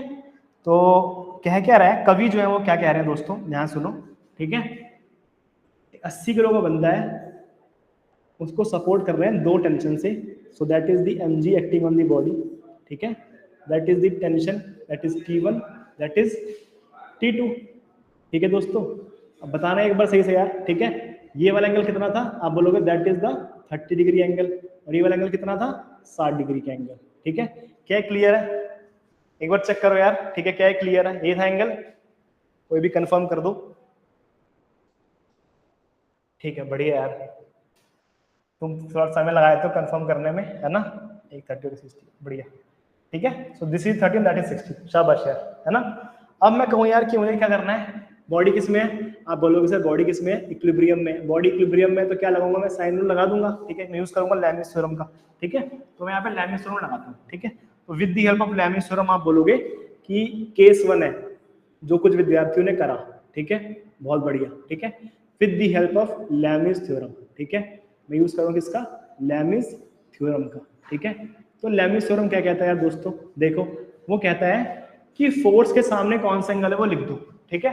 तो मेरे पास क्या है, आप बोलोगे सर T2 के सामने क्या है, 60, so T2 is proportional to sine times of 60, और T1 is proportional to sine times of 30, बहुत बढ़िया। कोई बोले रेशो निकालना है T1 अपॉन में T2 का, तो क्या आएगा, दैट इज साइन 60 अपॉन में साइन टाइम्स ऑफ 30, तो साइन 60 की वैल्यू क्या होती है, दैट इज √3/2, ठीक है। सो √3/2 एंड साइन 30 इज 1 अपॉन में 2, ये कट गया। So the ratio of T1 upon में T2 इज इक्वल टू में √3:1, ठीक है, बढ़िया। अब कितने बच्चे कह रहे हैं कि ये सही है बिल्कुल, अब इसमें जवाब दे देना यार, अब ये मत बोलना कि मैं इसमें जवाब नहीं दूंगा। कितने लोग कह रहे हैं कि सर केस 1 बिल्कुल ठीक है, इट इज आइदर राइट और रॉन्ग, बताइए क्या ये सही है जो मैंने करा, ठीक है, बहुत बढ़िया, ठीक है। ब्रह्मजोत और शहान कह रहे हैं सही है, श्रेयान भी कह रहे हैं, अच्छा ब्रह्मजोत और शहान कह रहे हैं सही है, ध्रुव भी कह रहा है सही है, शाबाश। और बाकी लोग क्या कह रहे हो, 5 विद्यार्थी को पढ़ा रहा हूं क्या, देखो यार जवाब बिल्कुल दिया करो, ठीक है, क्या ये सही है हाँ या ना, बताओ।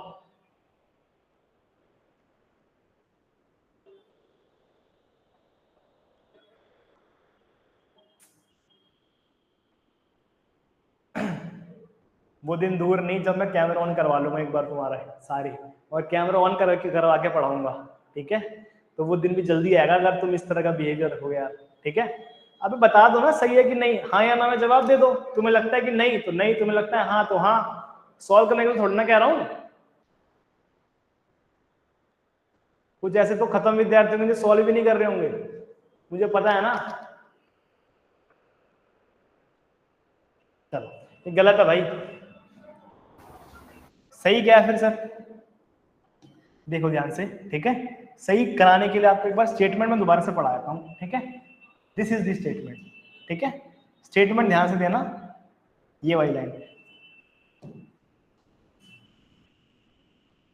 Then each force is proportional to sine times of angle between other two forces, ठीक है।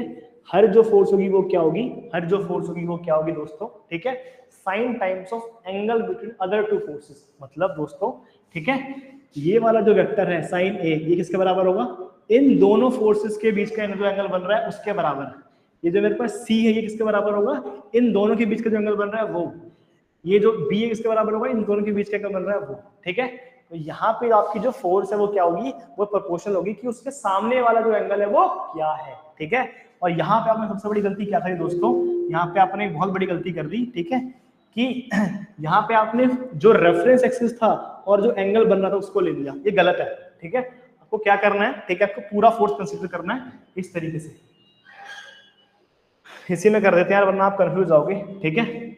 सो ये क्या है 90 और ये क्या है 30। सो व्हाट इज दिस एंगल, आप बोलोगे 120 डिग्री, ठीक है। दिस इज 60 और दिस इज 90, ये क्या बना 150, ठीक है। अब हो गए बराबर, ठीक है। Now this is correct statement जो कहती है, ठीक है, केस टू दोस्तों मैं यही कर रहा हूँ, ठीक है। Case 2 is important using language theorem. अब देखो सही बनेगा, T1 is proportional to sin times of angle between other two forces। T1 को छुपा दो, कौन सी दो फोर्स बची, एक बची T2 और एक बची mg, ठीक है। तो T1 किसके प्रोपोर्शनल है, T1 is proportional to sin times of 120, बहुत बढ़िया शाबाश। And T2 is proportional to, ठीक है, T2 के सामने कौन सा एंगल है, आप बोलोगे सर T2 को छुपा दिया, कौन सी दो फोर्स बची, T1 और mg, भाई यही तो बची। अब इसके सामने कौन, इसके बीच में क्या एंगल है, आप बोलोगे 150, ठीक है, तो क्या आ गया sin times of 150, ठीक है। अब निकालो T1 by T2 का रेशो, ठीक है। तो T1 by T2 का ratio is defined as sin 120 upon में sin times of 150। sin 120 is equal to में sin 180 माइनस में 60 that is sin 60 and sin 150 is defined as sin 180 minus में 30 that is sin 30, ठीक है। So what is the ratio of T1 and T2 you are getting, so the ratio of T1 in sin 20 is defined as √3 upon में 2 and sin 150 is defined as 1 upon में 2। एक minute रुक जाओ यार, कुछ तो गड़बड़ हुई है जो मैंने करी है।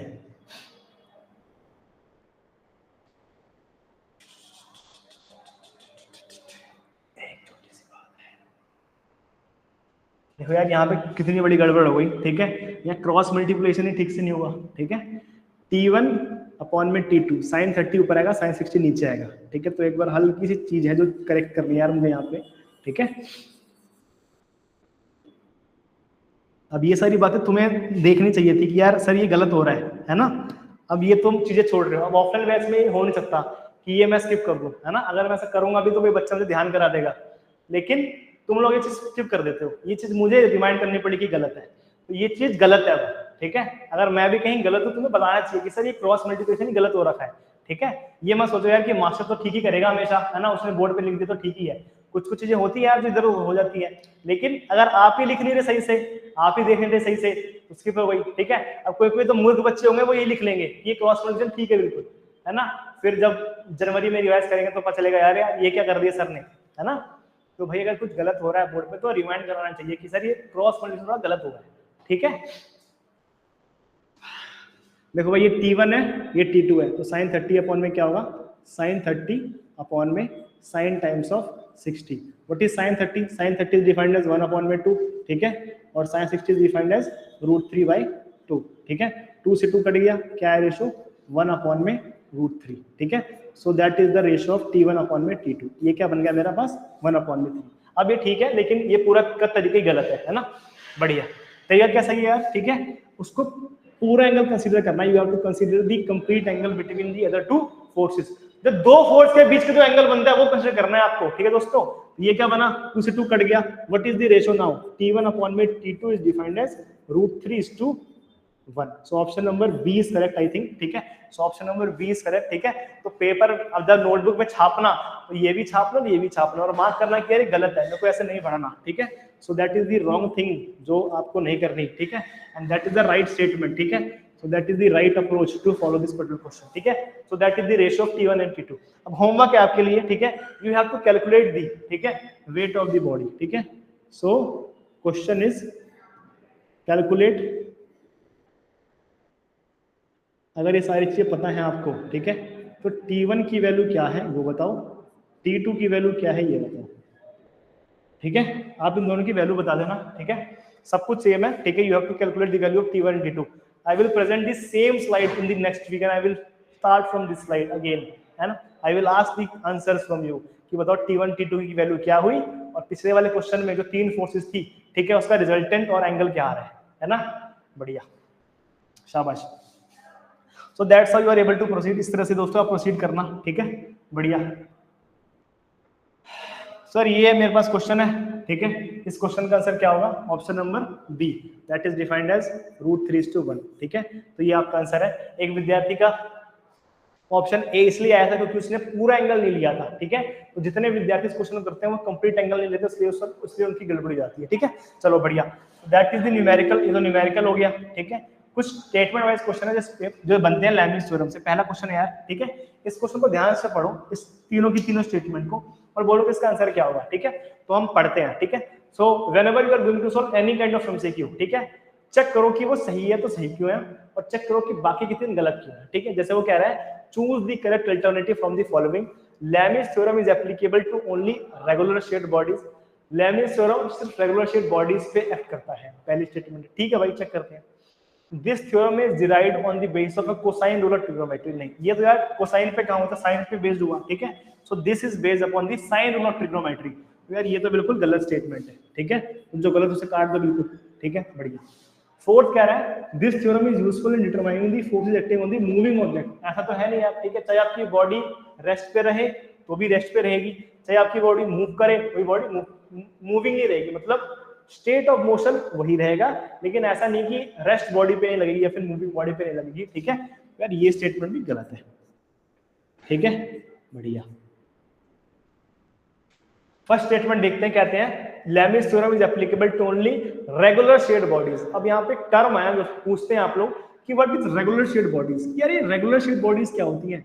रेगुलर शेड बॉडीज का मतलब होता है जिसकी शेप आप बता सकते हो, ठीक है। जैसे मान लो कि यार मेरे पास रिमोट है, आप बोलोगे सर इस रिमोट की शेप क्या है, that is rectangle in nature, ठीक है। आप बोलोगे सर ये स्टाइलस है मेरे पास, इसकी शेप क्या है, this is a cylindrical in nature, ठीक है।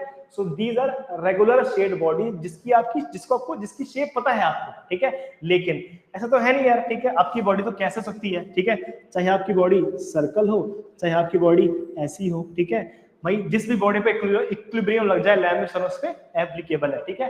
So Lami's theorem is applicable on regular और इरेगुलर बॉडीज, ठीक है। So shape of the body कभी इंपैक्ट नहीं करती, तो बॉडी चाहे आपकी रेगुलर हो या इरेगुलर हो कुछ मैटर नहीं करता, ठीक है। तो ये भी गलत है, ठीक है। अब लास्ट स्टेटमेंट बच गया आपका, ठीक है। This theorem is very useful in determining the unknown force. बिल्कुल, जो अभी अननोन फोर्स है F1 F2 F3 में आप एक फोर्स निकालते हो, उसको आप कैलकुलेट करते हो एक्टिंग ऑन द ऑब्जेक्ट, ठीक है, और ऑब्जेक्ट किसमें होता है, इक्विलिब्रियम में होता है। So option number C is correct, ठीक है। So Lami's theorem is used to calculate the unknown forces acting on the body when the body is in equilibrium, ठीक है। ये नेक्स्ट क्वेश्चन है, ठीक है। इसमें चारों ऑप्शन पढ़ो आप, ठीक है। Which of the following correct is correct in case of Lami's theorem? when two coplanar forces acting at a point which is equilibrium, then each force is proportional to sin times of angle between the two forces, ठीक है। तो यहाँ पे कितनी force है? दो force है। क्या लैमिस थ्योरम में दो फोर्स लगती है, तीन फोर्स लगती है? यहाँ पे दो फोर्स है यार। स्टेटर बिल्कुल ठीक है, लेकिन दो फोर्स लग रही है ना, बहुत बढ़िया। तो यार ये तो मुझे लग रहा है थोड़ा ठीक नहीं है। This theorem is applicable to randomly shaped 3D object bodies, ठीक है। सो बॉडी आपकी रैंडमली शेप्ड हो, कैसी भी शेप हो, 2 डायमेंशन की हो, 3rd डायमेंशन की हो, सब पे लगती है, ठीक है। तो ये एक स्टेटमेंट है। Lami's theorem is helpful in determining a magnitude and direction of a force acting on the moving object in a straight line. तो आपकी बॉडी चाहे स्ट्रेट लाइन में है, चाहे सर्कुलर लाइन में हो, किसी भी लाइन में हो, आपका लैमिस थ्योरम लगता है, ठीक है। तो ये भी गलत है, ठीक है। This when there are 3 coplanar concurrent forces, ठीक है। तो कितनी फोर्सेस लगे? 3 coplanar concurrent forces acting on a point in equilibrium, then each force is proportional to sin times of angle between the two forces, ठीक है। so that is the correct statement, ठीक है। so option number सी जो है वो बिल्कुल correct है, बाकी के तीनों जो ऑप्शन है वो गलत है, ठीक है। so जब भी आप कोई भी थ्योरेटिकल क्वेश्चन सॉल्व करते हो यार, ठीक है, तो जो गलत है ना उसको मार्क किया करो कि वो गलत क्यों अच्छे से, और बाकी के सारे ऑप्शन सही क्यों है। ये दोनों क्वेश्चन मैंने असाइनमेंट में भी रखे हैं, ठीक है। तो इसका आंसर आपको बता दिया मैंने, ऑप्शन नंबर सी है, ठीक है, ठीक है। So that is all about chapter number 2, that is all about law of force, ठीक है। In the next week, next हफ्ते हम मूवमेंट शुरू करेंगे, है ना, और from the next class onwards I will ask from you, ठीक है। तो जो जो बच्चा यहाँ पे आ गया है और खुला छोड़ के पता नहीं कहाँ चला गया है ना, वो जिंदा भी है कि नहीं, है ना। तो भाई बताना यार ऐसे, ठीक है। अगली बार से मैं हर एक बंदे को पॉइंट करूंगा, पूछूंगा कि भाई क्यों नहीं आया इसका जवाब, ठीक है। अगली बार से मैं हर एक बच्चे से पूछूंगा कि भाई बताओ क्या पढ़ाया था क्लास 1 में, क्या पढ़ाया था क्लास 2 में, बताओ इसकी वैल्यू क्या होती है, ठीक है। सो नेक्स्ट क्लास ऑनवर्ड जो बच्चा आ रहा है ना ऐसे ही कि आ रहा है और चले जा रहे हैं कि मैं तो अब रिकॉर्डिंग देखूंगा, if you are present in the live class you have to present on live basis, ठीक है। ऐसा नहीं कि मैं तो यहाँ आया और हंसते खेलते चला गया, एक बार यहाँ देख लिया, एक बार रिकॉर्डिंग देख लूंगा, नहीं, ठीक है। If you are present in the live class it is mandatory, it is must condition, then you have to answer, you have to answer, you have to comment, ठीक है। You have to as much, जितना तुम हो सके ना, कि जितना तुम मुझसे बात कर सको उतना बढ़िया रहेगा, ठीक है।